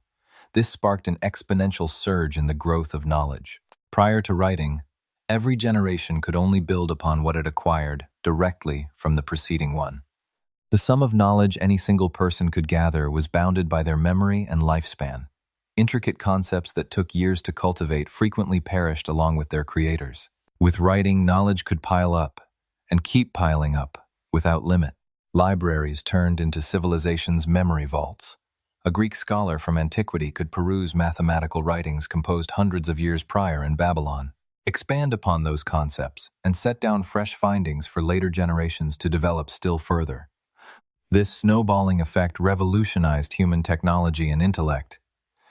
Yet for hundreds of millennia, cultural evolution had proceeded at a rather sluggish pace. True, quicker than biological evolution, but still counted in thousands of years. Stone tool-making advanced slowly across tens of millennia, but after writing, the speed increased sharply.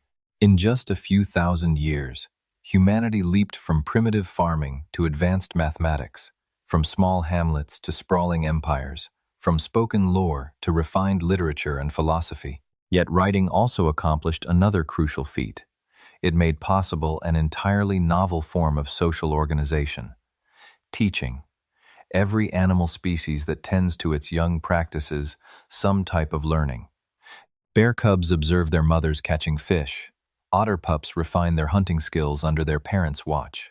However, this is largely learning by seeing and copying the parent shows, the young mimic. Humans evolved purposeful instruction, teaching as a dedicated activity aimed at effectively passing on particular knowledge.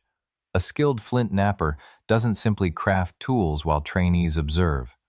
He narrates his actions, outlines how to spot suitable rock, where to hit to achieve the proper flaking shape, and how to fix errors. Through language, he communicates the hidden logic behind observable motions. This renders human learning remarkably efficient. A novice hunter can pick up in months what could take years to deduce just by watching. Complex abilities that are hard to reverse engineer solely through observation, such as glassblowing, metalworking, and advanced weapon manufacture, become replicable via spoken guidance. And teaching unlocks something even stronger: specialization. Among creatures that mainly learn by watching, each member must be a jack of all trades. They must master every skill needed for survival, since there's no effective means to trade specialized know-how. In human communities equipped with language and instruction, individuals can focus. One person becomes a tracking expert. Another specializes in botanical wisdom. A third concentrates on tool fabrication. Each cultivates profound proficiency in their field and imparts those skills to eager learners. The whole community grows far more competent than any solitary person could be.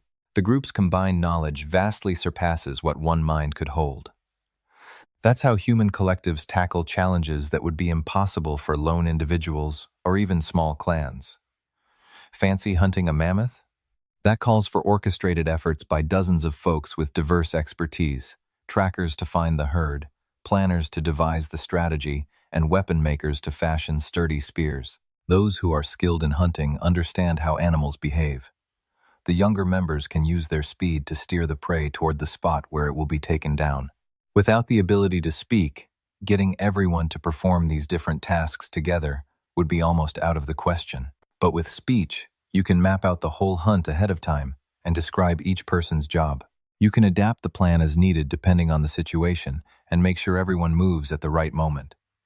Everyone shares a mental picture of how the hunt will unfold, so all participants know what to anticipate. This talent for organizing grew bigger, paving the way for more daring endeavors.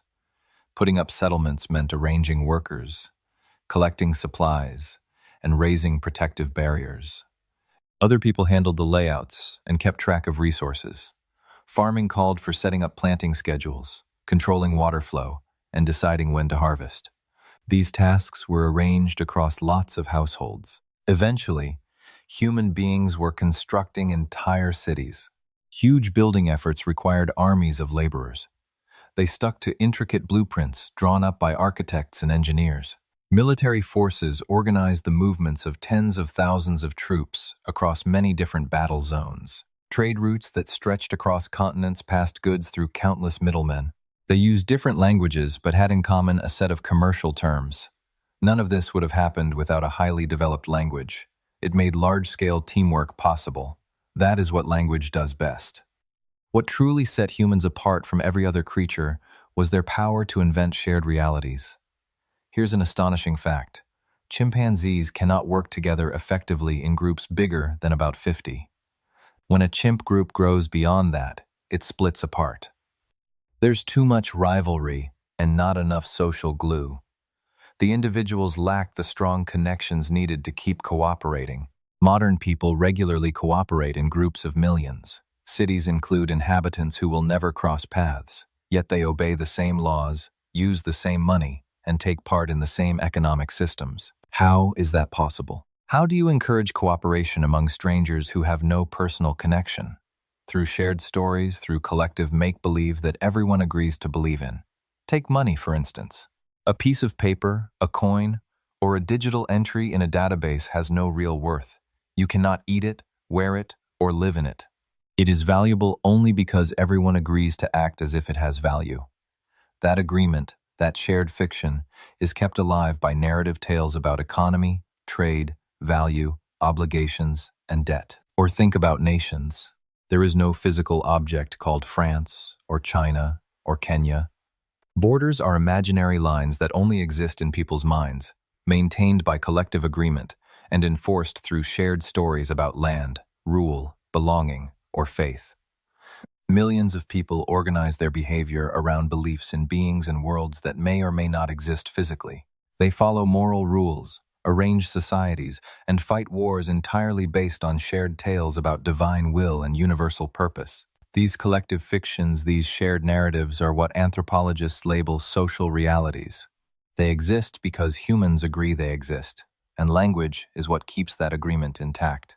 A prehistoric person comes across another human from a different group, and this is a risky encounter.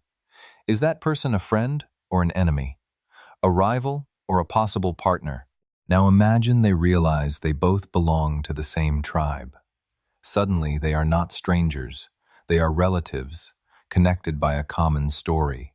They worship the same ancestral spirits, speak the same language, and know the same tales about the tribe's beginnings and heroes. This is how language allowed human cooperation to grow beyond immediate family circles. Through stories that created artificial kinship, imaginary communities of thousands or even millions of people who have never met but feel part of the same group because they share the same narratives. Early humans used myths about common ancestors. Everybody in the tribe descended from the same legendary founder, so everyone was family. Later societies used religions. Everyone who believed in the same gods belonged to the same community. Modern societies use national narratives. Citizenship is founded on shared stories about national identity and historical destiny. Different stories serve the same purpose, building social cohesion through collective narrative. And this ability for shared fiction allowed something never before seen in natural history. Cooperation among strangers, coordination of people with no genetic link, no personal connection, no direct advantage from helping one another. They worked together because they shared the same stories, and those stories told them that cooperating was right, necessary, and sacred. That's why modern humans prevailed. Not because we were more intelligent than Neanderthals. Brain size didn't give us the edge. Not because we were stronger. In fact, we were physically more fragile. Not because we had better tools at first. The early encounters show Neanderthals and modern humans wielding roughly the same technology. We won because we could organize in bigger groups. A Neanderthal band might consist of 20 to 30 close relatives, an extended family who had known each other their whole lives. They cooperated well within that group, but had limited ability to form alliances with other bands. There were no shared narratives creating artificial kinship. A modern human band might have been the same size, but they could build alliances with other bands through shared stories, trade networks, mutual defense agreements, and coordinated expansion of territory. When early modern humans met Neanderthals, they could gather 100 people, while the Neanderthals only had 30. It wasn't because any individual modern human was stronger, but because language let us work together on a much bigger scale. This difference built up over many generations. Modern human groups grew bigger because they could keep everyone connected across larger communities. Bigger groups led to more inventions, more specialization, and more knowledge passed down. That knowledge spread through speech and teaching, leading to quicker changes, better gadgets, and smarter plans. By 30,000 years ago, modern humans had built cultures so rich and advanced that they lived on a completely different level from any other creature. We didn't just get by in our surroundings. We made our own cultural surroundings, full of meaning and stories that only lived in our shared imagination. Yet they guided our actions just as strongly as any real, physical thing. We spun tales about how the world worked, and those tales ended up coming true. We dreamed up social systems, laws, and moral codes, then arranged our whole societies around those dreams. We were the kind of creature that existed in two realms at once: the physical realm of matter and energy, where we still had to eat, sleep, and steer clear of predators like all other animals, and the story-filled realm of meaning and symbols, where we crafted complex make-believe about gods, nations, money, and purpose, then behaved as if those fictions were more real than the physical world itself. That was the true cognitive revolution. Not merely bigger brains or better tools, but the power to create and live inside shared imaginary worlds, making teamwork possible on a scale nature had never witnessed. And it all came back to language. The skill to shape sounds that communicated not just warnings about danger or food, but deep, abstract ideas. To tell stories that forged emotional ties between strangers. To deliberately teach skills. To gather wisdom across generations. To coordinate efforts involving thousands of individuals. To picture brighter futures and persuade others to strive for them. Language was the greatest survival tool ever, more vital than fire, tools, or farming. Because language allowed all those other breakthroughs to spread, get better, and build up into the huge structure of human culture and technology. That small group of 280 survivors who got through the genetic crisis already had the basic ability for complex language. But their descendants, modern humans leaving Africa 60,000 years ago, had polished that skill into something extraordinary. We had become the species that tells stories. The species that lives just as much in tales as in the physical world. The species that works together through shared make-believe and piles up knowledge across thousands of years. And once that happened, our domination over every other creature, including our evolutionary relatives, was certain. Not because we were the strongest, the fastest, or even the smartest in raw brain power, but because we could share stories with one another. And those stories changed everything. Around 70,000 years ago, something amazing took place. A tiny band of humans, maybe only a few hundred individuals, stood on the shores of the Red Sea, gazing across the narrow strait that separated Africa from the Arabian Peninsula. They had no clue they were about to start the greatest journey in human history. No clue that their descendants would eventually set foot on every continent, thrive in every climate, and become the most widespread large mammal the planet had ever known. This wasn't the first time humans had left Africa. There had been earlier migrations, attempts that failed, either dying out or leaving only faint genetic hints. But this time was different. This group carried something fresh. All the mental tools, all the social breakthroughs, all the technological edges that had been growing over hundreds of thousands of years. They were prepared for what lay ahead, in ways their predecessors weren't. The crossing itself was probably unexciting.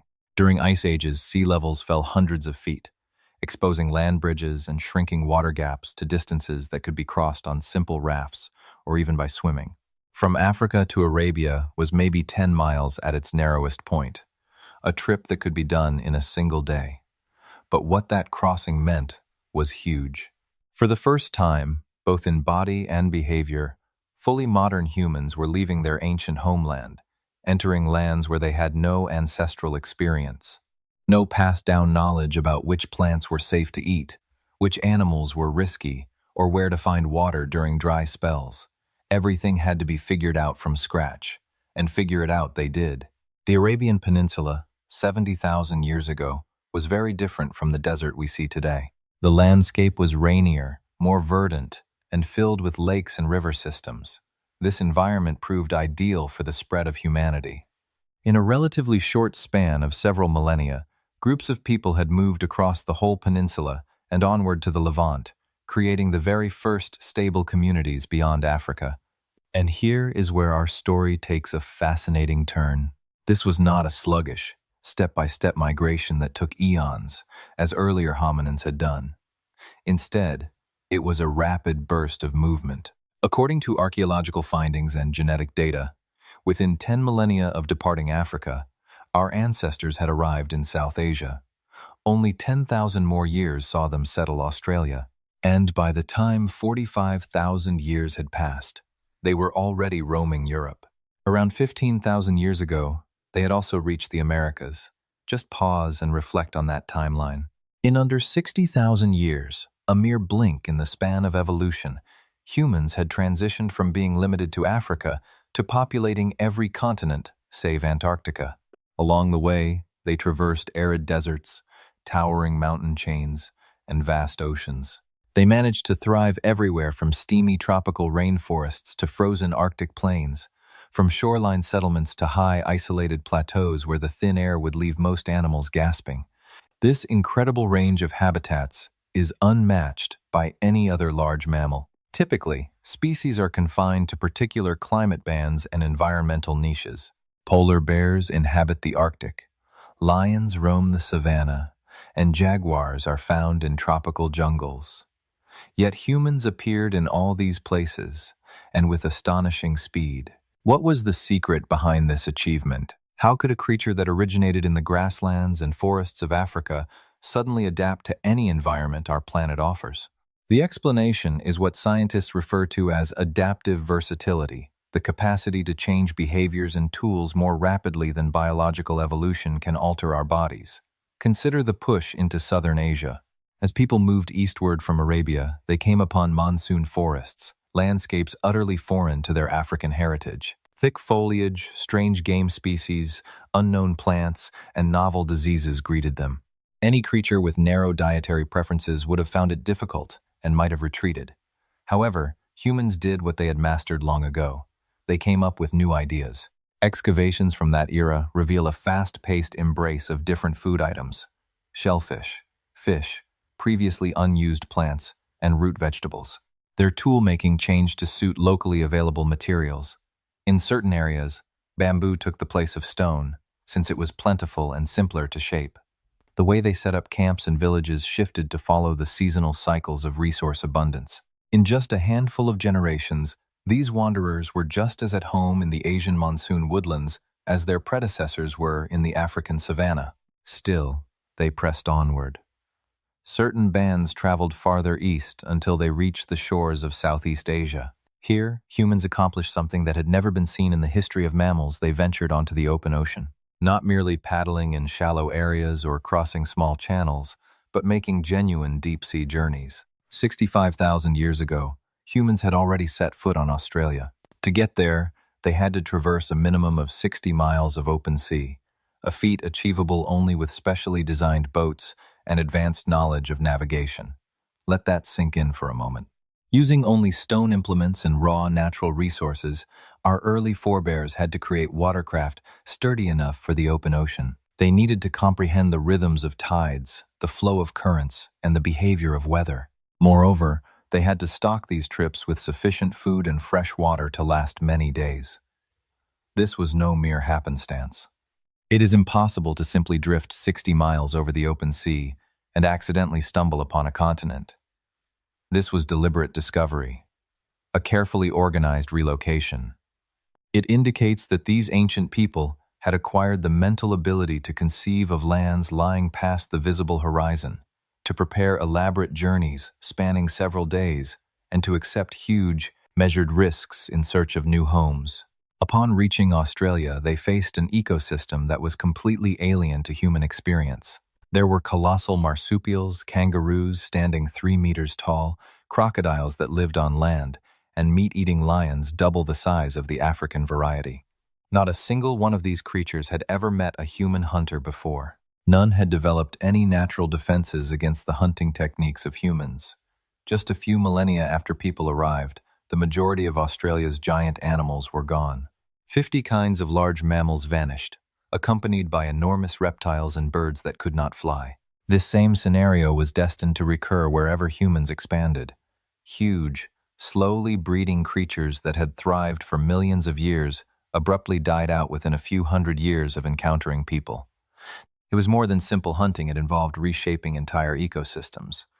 People employed fire as a tool to shape their surroundings, clearing away dense underbrush to encourage fresh plants that would lure herbivores. In Australia, this controlled burning was carried out on such a vast and methodical scale that the continent's plant life was permanently transformed. Dense forests were replaced by more open, park-like savannas. Vegetation that was vulnerable to fire dwindled, whereas plants that had evolved with fire thrived. Humans were not merely adjusting to the Australian environment, they were molding it to their advantage. At the same time, other bands went separate ways. Certain groups journeyed northward from the Middle East into Central Asia. These new lands brought entirely new obstacles: frigid temperatures, extended winters, and an unfamiliar set of resources.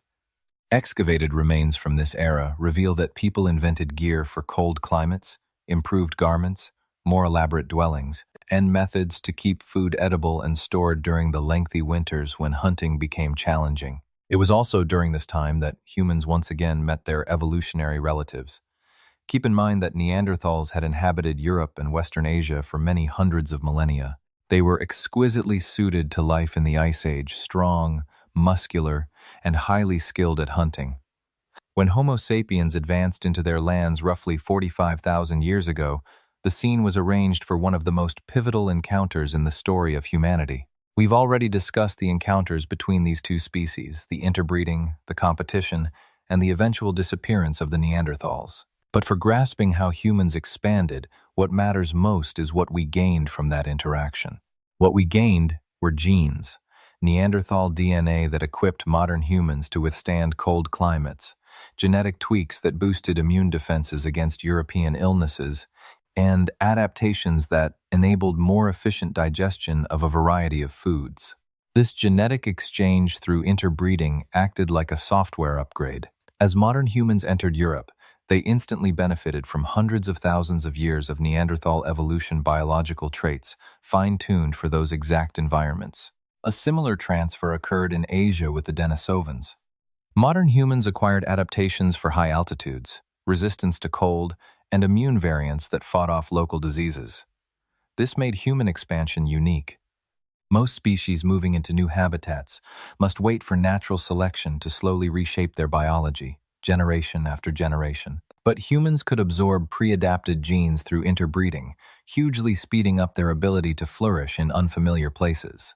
It was evolution on fast forward. Yet genetic adaptation wasn't the whole picture. Cultural adaptations mattered even more.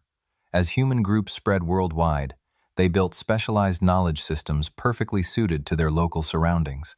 In the Arctic, where the Inuit eventually settled, humans learned to survive in one of the planet's harshest environments. They mastered hunting seals through ice-breathing holes, crafting shelters from snow blocks, and making waterproof clothing from marine mammal intestines. They avoided scurvy by eating raw organ meat from sea mammals, getting vitamin C from sources most people would never consider. In the Amazon rainforest, indigenous peoples accumulated vast knowledge of thousands of plant species which were edible, which were toxic, and which could serve as medicines, tools, or hunting poisons. They learned complex processing methods to turn poisonous plants into safe food, drastically expanding their available food sources. They created sustainable hunting practices that let them harvest forest resources without exhausting them. Across the Pacific Islands, Polynesian voyagers devised navigation systems that allowed them to cross thousands of miles of open ocean without any instruments. They read wave patterns, star positions, bird behavior, and cloud formations. Lying in their canoes, they could feel subtle swells with their bodies, detecting distant islands by how ocean currents were disturbed. This knowledge was so refined that they successfully colonized every habitable island in the Pacific, from Hawaii to Easter Island to New Zealand. Each environment required different answers, different expertise, different technologies. and humans proved able to develop whatever was necessary. That cognitive flexibility, the ability to learn and pass on complex information, was the real key to human expansion. We didn't have to wait for evolution to give us thick fur for cold climates. We invented clothing. We didn't need biological changes for high altitudes. We created cultural practices that achieved the same results. But there were constraints. Even human adaptability had its limits. The expansion wasn't smooth or steady. It was marked by bottlenecks, population crashes, and genetic founder effects that deeply shaped human diversity. When small groups split off from larger populations to explore new lands, they carried only a fraction of the parent population's genetic diversity. That's known as the founder effect. A handful of people establishing a new settlement might possess only a limited range of blood types, genetic variants, or physical traits. As their population grew, everyone would be descended from that small founding group, sharing more genetic similarities than diverse continental populations. That's why indigenous peoples in the Americas have less genetic diversity than African populations.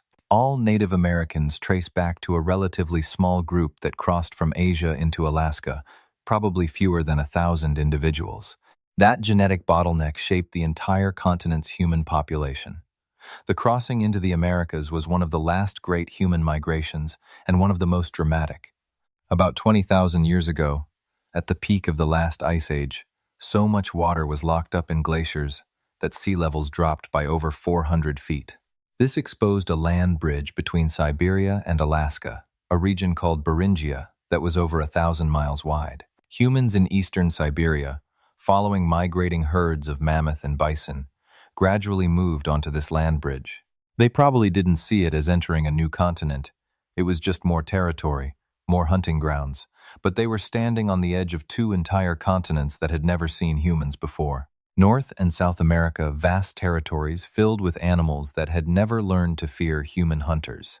The crossing happened during a narrow window of opportunity. Too early, and ice sheets blocked passage to the south.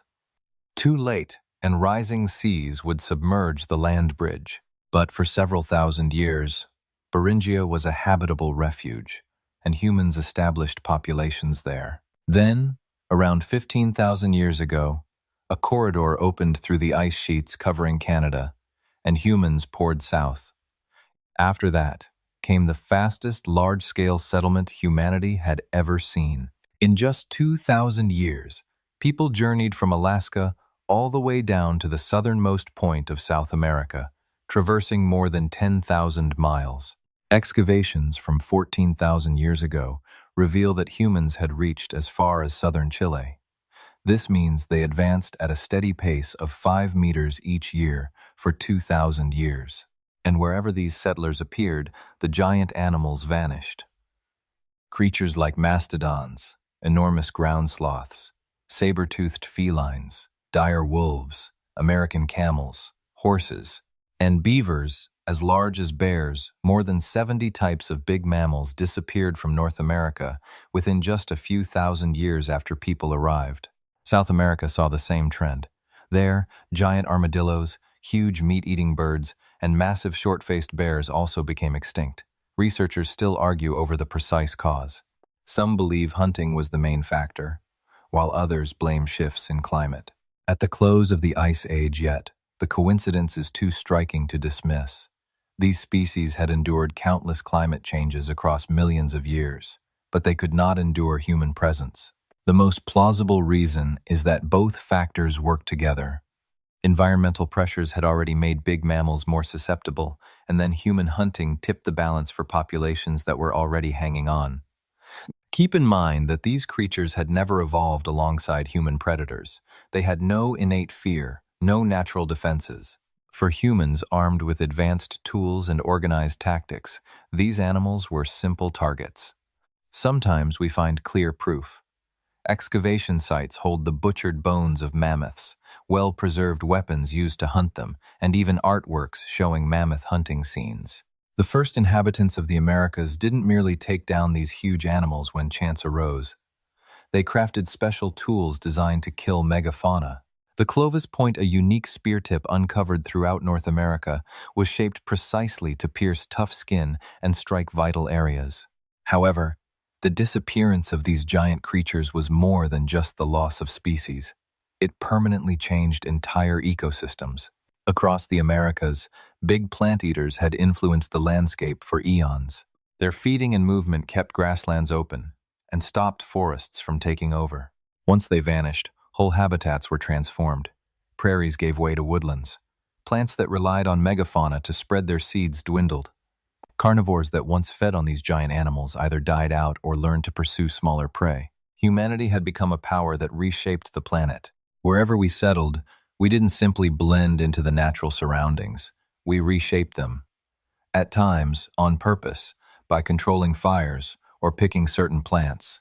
At other times by accident, through overhunting or bringing in unfamiliar predators. Yet the effect was clear. By 10,000 years ago, people had finished their great migration.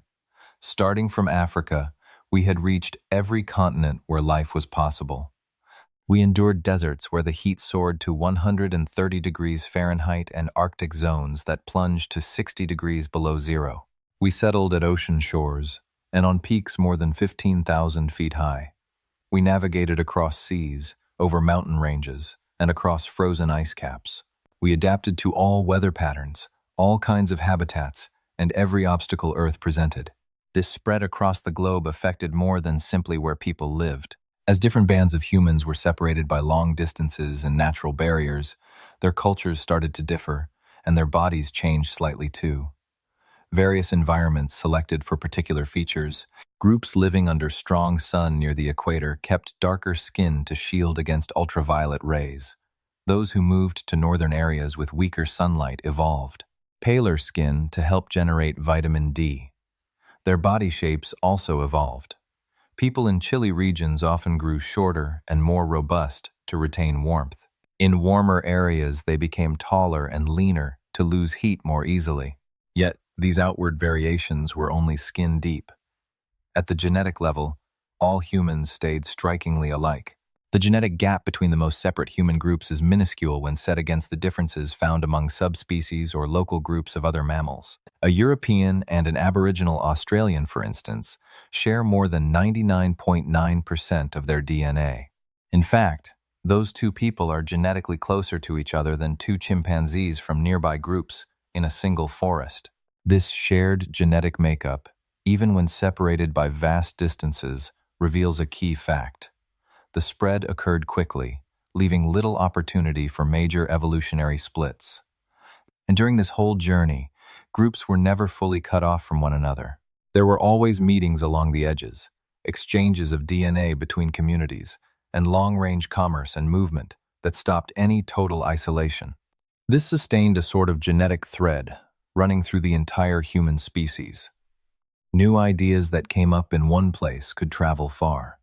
Advantageous genes could pass through communities.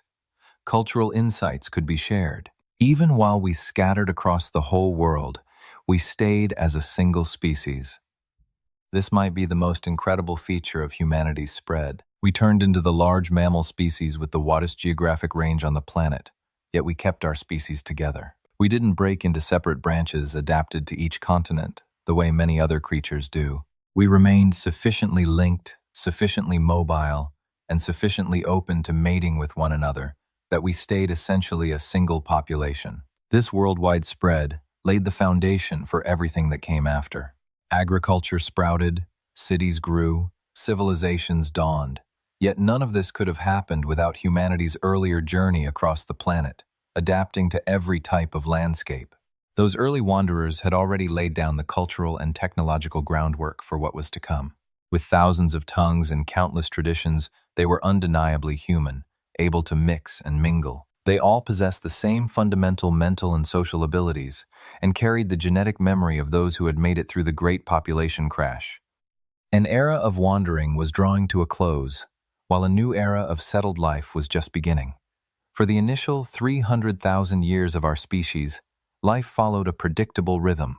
Tiny groups, numbering 20 to 50 individuals, roamed the land with the seasons, tracking the movement of animal herds. They collected wild vegetation and pitched temporary shelters beside streams and lakes.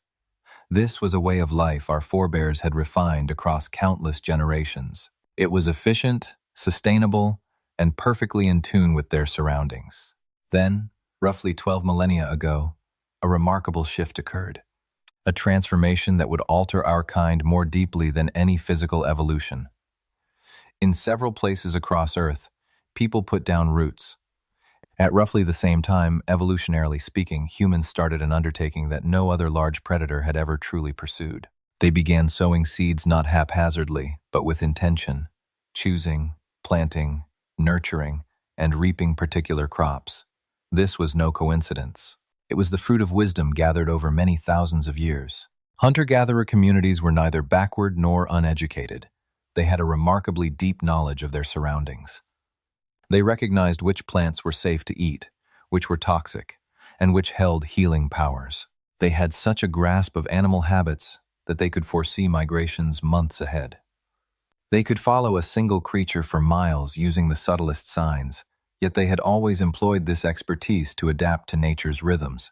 But now, for the first time, they turned that knowledge to command those patterns, bending nature to yield what they desired, exactly where and when they wanted it. This transition occurred in no fewer than 7 separate spots across Earth.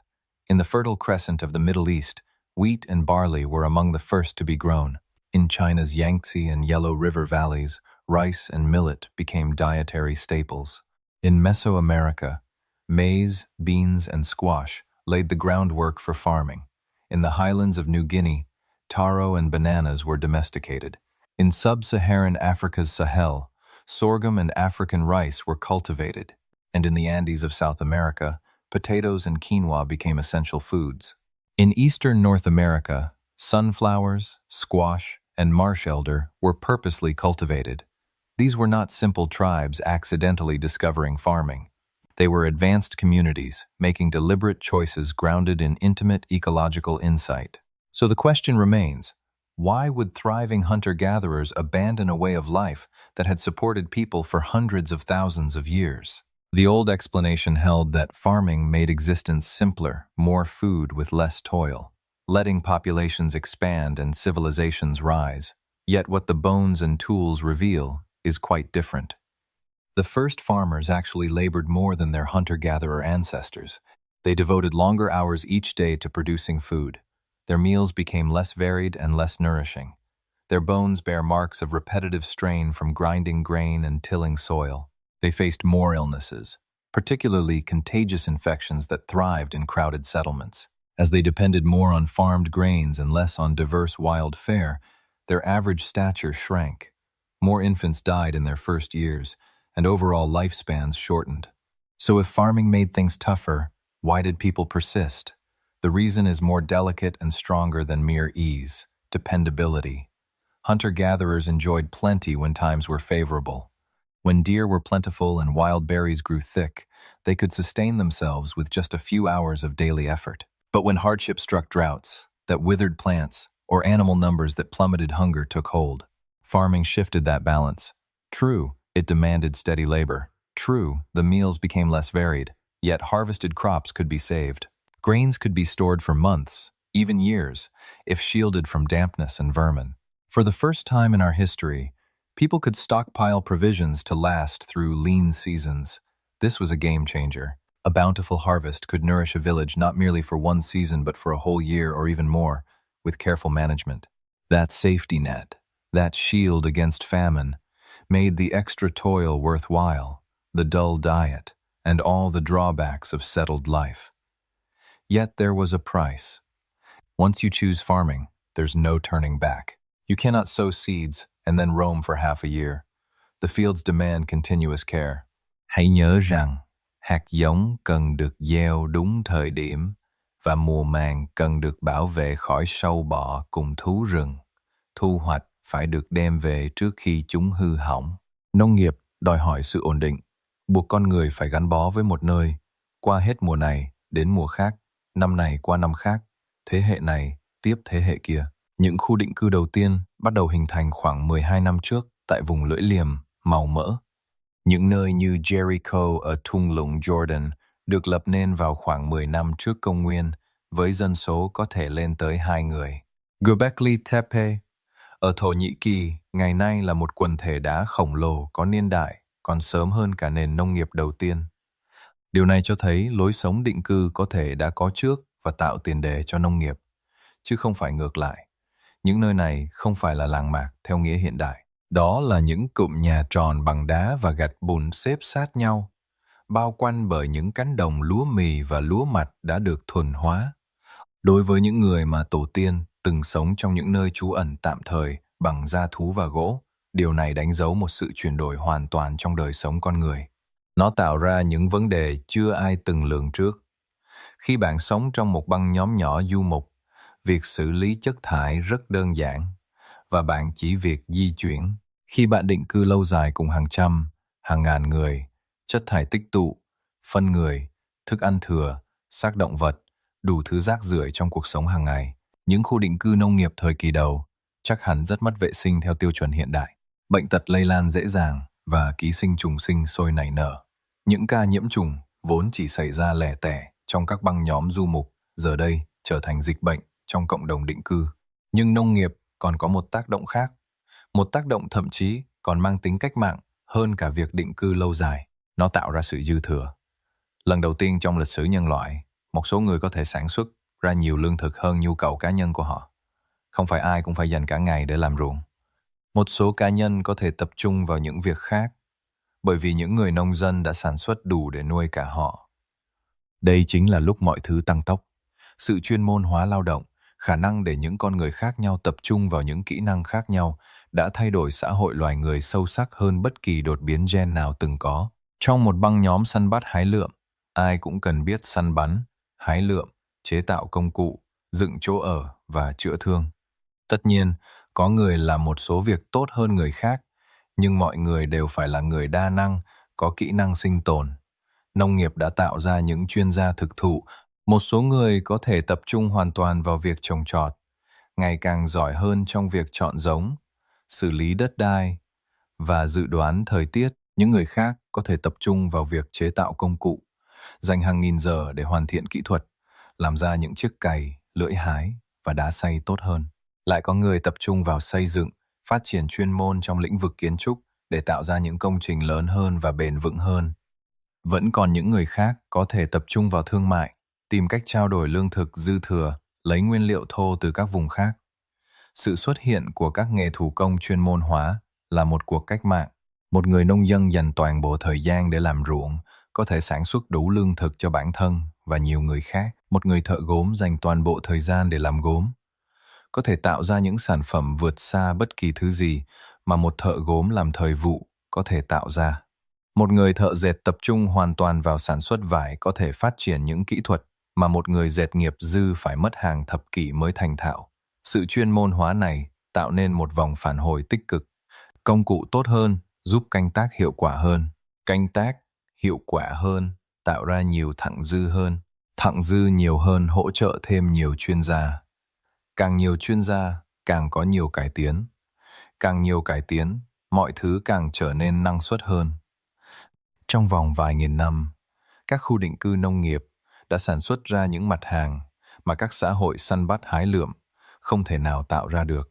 Những mặt hàng này bao gồm đồ gốm tinh xảo để dự trữ và nấu nướng, cùng với vải dệt để may quần áo và làm chăn đệm.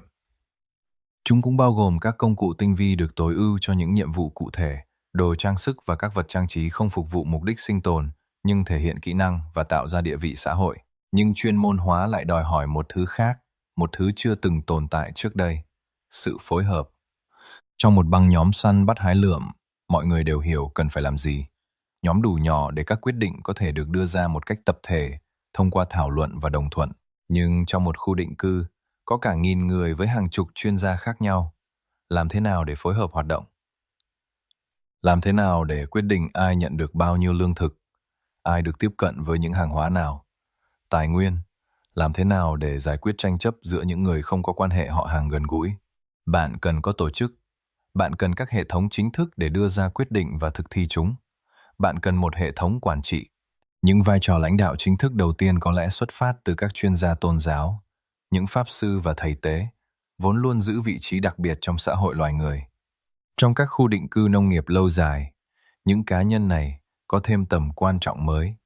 Họ không chỉ là những người dẫn dắt tâm linh nữa, họ trở thành người điều phối các hoạt động cộng đồng. Họ xác định thời điểm gieo trồng dựa trên quan sát thiên văn. Họ tổ chức các dự án xây dựng chung. Họ hòa giải tranh chấp theo những quy tắc truyền thống ngày càng được hệ thống hóa. These individuals managed the emergency food reserves and decided when to hand them out. Having such authority over the surplus truly empowered them. Imagine having the final say over who receives stored grain in times of drought. That meant you held power over survival itself, no exaggeration. This person could literally determine if someone would eat or go hungry. Out of such authority came a brand new human phenomenon: social stratification, official ranks, and class divisions. Among hunter-gatherers, inequality barely existed.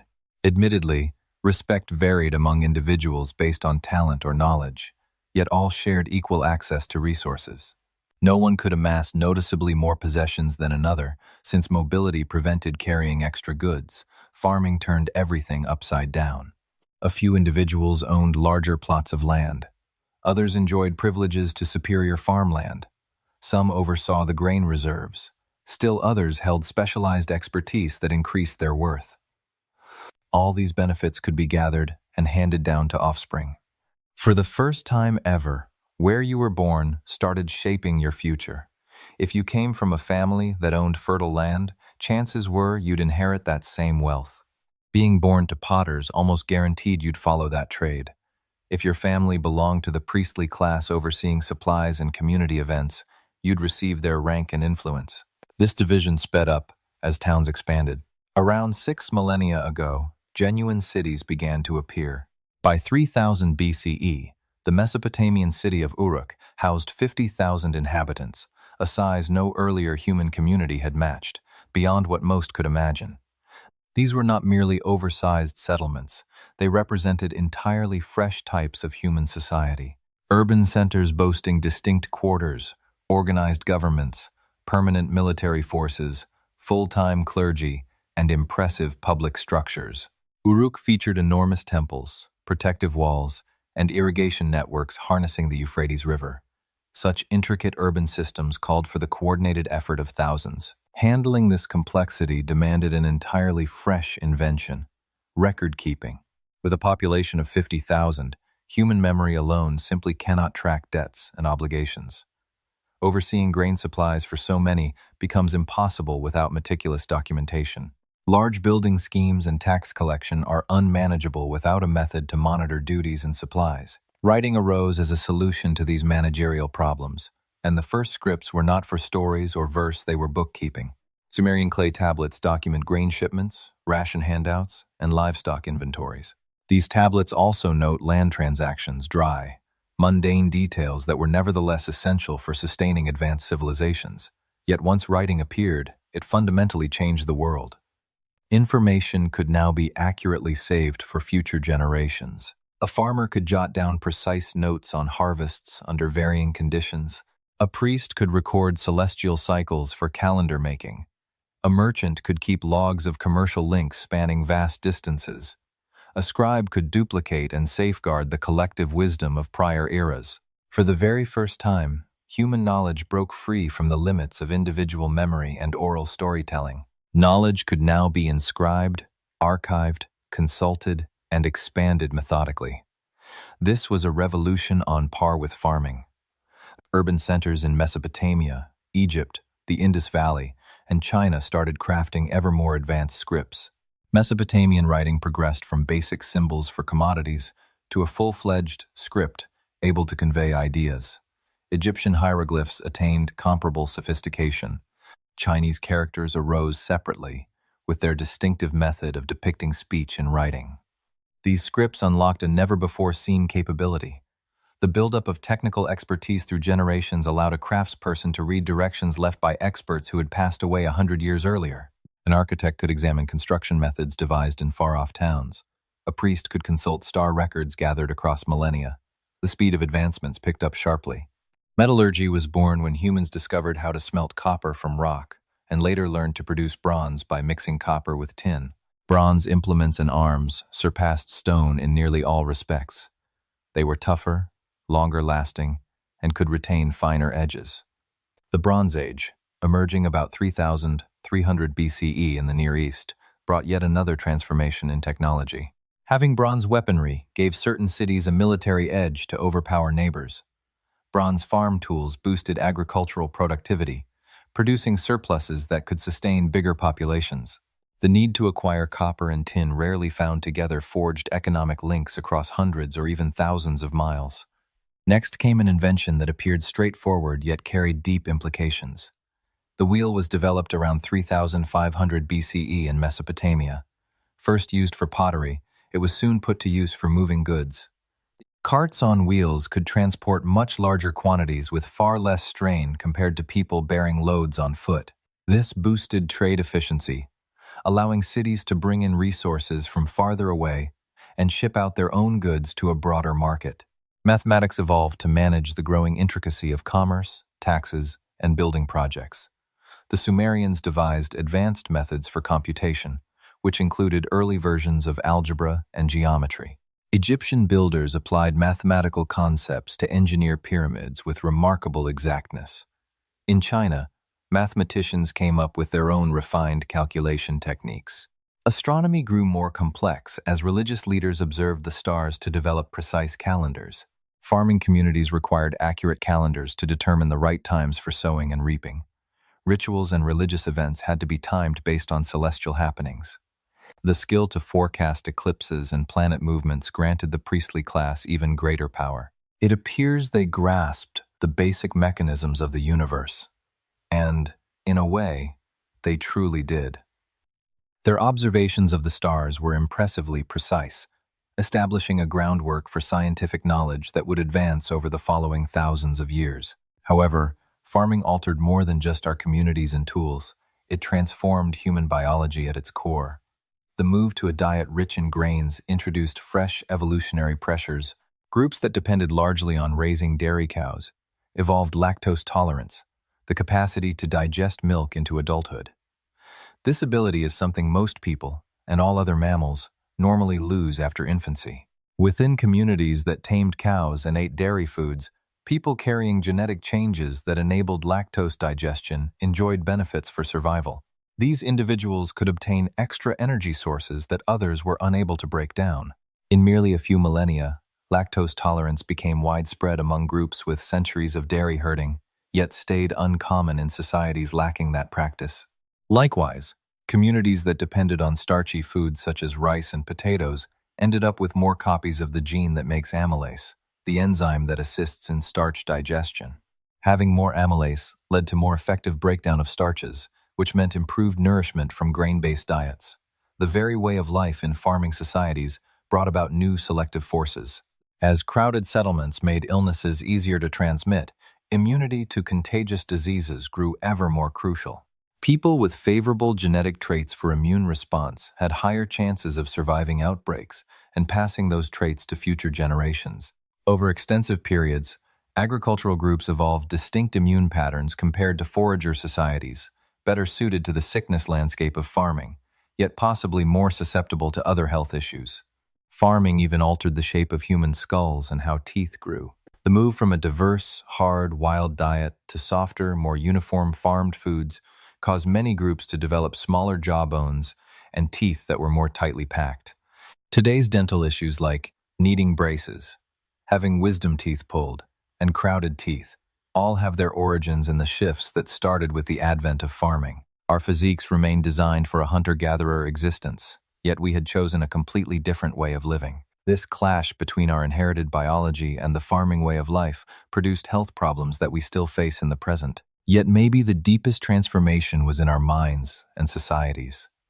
Foragers existed in an environment they had to adjust to. Farmers resided in a reality they themselves had built. This alteration in how humans relate to nature had never happened before. Rather than traveling across landscapes molded by nature, farming people remodeled those landscapes to fit their own purposes. They cut down woods to make farmland. They redirected waterways to water their plants. They removed dangerous animals that posed a risk to their domesticated animals. They chose particular characteristics in plants and livestock, practicing a kind of guided evolution that steered other life forms to serve human needs. This represented authority far beyond anything our kind had previously held, the ability to recast the natural world following human blueprints. This also marked the start of ecological troubles that would later endanger long-term viability. High-intensity farming exhausted soil richness, forcing growers to either leave fields unused for a time or seek methods to restore the land's fertility. The practice of irrigation could cause salt to accumulate in soil, gradually rendering farmland barren. Clearing forests to create agricultural land resulted in soil loss and shifted weather patterns. Several of the earliest human societies crumbled partly because they damaged the environments that supported them. The decline of the Sumerian civilization was partially due to salt accumulation from irrigation, which made their croplands less fertile over time. In Mesoamerica, the Maya civilization might have been weakened by forest clearing and soil exhaustion, which lowered their ability to grow food. However, for a short period, agriculture proved to be a huge triumph by at least one measure: population. The total number of people on Earth, which had stayed fairly steady at just a few million for hundreds of thousands of years, started to increase at a rapid rate. Around 10,000 years in the past, roughly 5 million people lived on the planet. By 5,000 years ago, this figure had grown to perhaps 50 million. 2,000 years ago, it reached 300 million. The descendants of those 20 to 80 bottleneck survivors, this number slowly climbed to millions across 700,000 years, and then jumped 100-fold in merely 10,000 years. All thanks to farming, those millions of people no longer lived like their forebears. They were not small groups tracking wild animals and foraging for plants. Instead, they became farmers, artisans, traders, spiritual leaders, soldiers, officials, and record keepers. They resided in permanent dwellings, often within cities housing tens of thousands of neighbors. They obeyed formal laws upheld by institutional power. They prayed in temples designed by architects and built through organized labor. They documented their activities using writing systems that passed down knowledge across generations. They employed technologies such as bronze tools, wheeled carts, and irrigation networks that would have appeared magical to their hunter-gatherer ancestors. The farming revolution had produced something entirely new on Earth. Civilization, complex societies featuring formal institutions, advanced technology, stored knowledge, and the ability to fundamentally alter their surroundings. This transformation occurred swiftly, within just 10,000 years from the first planted seeds to the earliest true cities, a mere blink in evolutionary time. But this was no longer evolution, at least not biological evolution. Humans remained genetically nearly identical to their relatives from 50,000 years earlier. The changes were not in our genes. They took place in our cultures, our tools, and our social structures. Cultural evolution replaced genetic evolution as the main force driving human transformation, and cultural change moved faster, much faster. Ideas could spread across entire populations within generations rather than thousands of years. Technologies could be copied and improved in mere years instead of eternities. Social innovations could reshape societies over decades rather than across geological ages. The bottleneck, those desperate 117,000 years that almost wiped out humanity, had established the genetic groundwork for intelligence, cooperation, and flexibility. The recovery era sharpened these traits and split human groups into several species, competing across 3 continents. The Upper Paleolithic period gave modern humans the technological and cognitive advantages that allowed them to outlive their evolutionary relatives. But agriculture unlocked a totally different kind of power. The power to reshape the world itself, to build environments designed around human needs, to support populations far larger than natural landscapes could provide for, to create civilizations that would eventually dominate every ecosystem on the planet. This was the moment when Homo Sapiens ceased being just another species in Earth's ecosystem and became something without precedent, a species that could shape the entire biosphere to serve its own purposes. For better or worse, the world would never be the same. The era of human dominance had not merely started. It had accelerated beyond anything the natural world had ever witnessed. And it all traced back through those city-building farmers, through the Upper Paleolithic innovators, through the three human species spreading across continents, through the genetic bottleneck that had squeezed everything together. Back to those 1,280 survivors who had refused to disappear. Everything that followed the cities, the writing, the mathematics, the astronomy, the civilizations that would eventually transform the entire globe. All of it rested on the foundation built by ancestors who had survived the impossible and kept on surviving. For countless generations, mere survival ceased to be sufficient. Then humanity took a step no other species had truly tried. Instead of continuing to adapt to the environment, we began to make the environment adapt to us. And so we remain, the sole surviving human species. We are the offspring of those 22,280 individuals who survived a genetic bottleneck, barely escaping extinction nearly 900,000 years ago. We carry the legacy of Neanderthal genes for cold tolerance and the high-altitude adaptations inherited from the Sovan. We were not the strongest species, nor the swiftest, nor even the one blessed with the largest brain. Yet it was us, somehow, who came to inherit the entire Earth. What set us apart? Reflecting on the vast stretch of millennia we've discussed this evening, the answer is far from straightforward. Evolution never offers simple answers. Nevertheless, clear patterns arise from the archaeological evidence, from our genetic history, and from the scattered remnants of our ancestors and their accomplishments.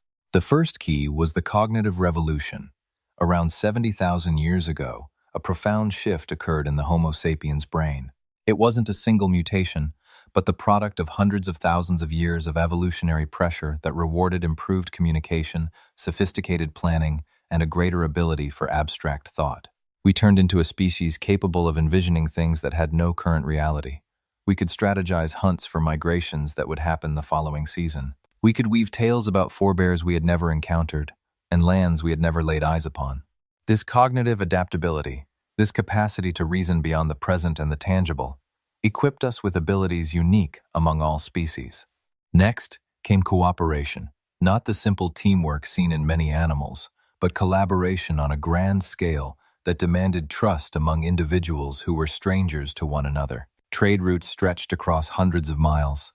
We established alliances with groups we might never meet directly. We honed the ability to coordinate dozens, then hundreds, then thousands of individuals toward shared goals. In physical strength, we were inferior to Neanderthals, but our capacity to mobilize larger numbers more effectively gave us the edge. This proved crucial when resources became scarce or when the territories began to overlap. Language then magnified all other advantages. It allowed us to transmit complex and precise information rapidly, to pass on sophisticated skills to later generations without countless years of experimentation. It enabled negotiation, debate, persuasion, and warnings. Each new tool invention could disperse across entire continents in just a few generations, rather than taking millennia. Any successful survival method in one habitat could be tweaked and used elsewhere. We evolved into a species where knowledge accumulated more swiftly than our genetic code could alter. Cultural evolution had surpassed biological evolution as the main engine of our achievements. Yet the most important factor was probably adaptability, that tireless, unstoppable ability to change whenever conditions changed. This quality was forged in our ancestors during those dire bottleneck millennia and honed over hundreds of thousands of years in Africa's unstable climate. When we entered unfamiliar landscapes, we didn't merely endure them, we discovered ways to flourish. Icy tundra, steamy rainforests, lofty plateaus, archipelagos, arid deserts, all became our homes. This was not due to specialized bodily changes that required eons to appear, but through technological and cultural breakthroughs that could arise within a few generations. None of this was predetermined. At countless junctures in our history, outcomes could have been different. If that volcanic winter, 900,000 years ago, had persisted for just a few more decades, the climate might never have rebounded sufficiently for recovery. If Neanderthals had shown slightly more adaptability in their ways of surviving, if any one of 1,000 random occurrences had taken a different turn, our existence would be impossible. Another species could have taken dominion over the planet, or perhaps no species would have reached the heights we have. The cosmos offers no assurance that intellect will succeed or that awareness will expand throughout the universe. We are not the predetermined culmination of evolution. We are simply the ones who chance to endure. This leads us directly to the here and now, where Homo sapiens stands as the most powerful species Earth has ever known. We have transformed entire landmasses and caused the extinction of thousands of other life forms. We have changed the climate and the chemical composition of the seas, and we have invented technologies beyond the wildest dreams of our forebears. We have set foot on the moon and dispatched probes to the outer reaches of our solar system. Yet power brings both duty and danger. The very flexibility that enabled us to prosper in all earthly habitats now grants us the ability to harm those habitats more swiftly than they can regenerate. The same technological progress that took us from primitive stone implements to interstellar spacecraft has also produced arms that could annihilate society. The same population expansion that guaranteed our species would outlive our evolutionary relatives has strained the planet's boundaries, pushing ecosystems to their breaking points. Today we confront problems that our ancestors could never have envisioned: climate shifts proceeding more rapidly than at any time since the bottleneck era. The demands of billions seeking improved living conditions put immense pressure on resources. Our technological progress moves at such a fast pace that it challenges our societal structures to adapt. The real issue is not about our intelligence in tackling these challenges. Obviously, we possess the necessary intellect. What truly matters is if we decide to use our remarkable talents for betterment instead of causing more harm. The encouraging aspect is that everything we've discussed this evening indicates we are capable. We are the kind that endured even when staying alive looked utterly hopeless. We worked together when collaboration was the decisive factor between vanishing and bouncing back. Through ingenuity, we navigated obstacles that wiped out countless other creatures, adjusting to any condition our planet presented us with. These abilities have not faded away. They are embedded in our DNA, ingrained within our traditions, and exist in each person living today. Grasping our origins is key. Truly comprehending the unlikely sequence of occurrences and adjustments that led us to the present day is more than fascinating past events. It serves as a prompt about our potential when the situation calls for it. Our forebears confronted life-threatening dangers armed solely with basic stone implements and mutual support. Today, we tackle our issues using innovations and insights that were unimaginable to them. As you prepare to fall asleep this evening, pause to reflect on this incredible path. Beginning with those 280 individuals gathered together in safe havens across Africa, leading all the way to you resting comfortably, hearing the tale of your kind. Countless centuries filled with hardship, creativity, teamwork, and flexibility. Tens of thousands of forebears managed to live sufficiently to produce offspring, bequeathing the genetic and cultural legacy that made your existence feasible. Should you have relished this expedition through human history, please think about giving the video a thumbs up. That supports others in finding these narratives. Leave a comment sharing your current location on the globe. It brings me joy to witness how extensively these accounts spread. If you desire additional historical material to assist your slumber, hit subscribe and enable alerts. Rest peacefully with the knowledge that you belong to the most remarkable evolutionary triumph on the planet. The voyage of Homo sapiens continue. In numerous aspects, we are only at the start. Whatever the future holds, we will confront it using the same abilities that guided our predecessors through glacial periods, volcanic cold spells, and the brink of annihilation that nearly terminated our kind before it properly launched. The narrative carries on, and you are an integral part of it. Pleasant dreams.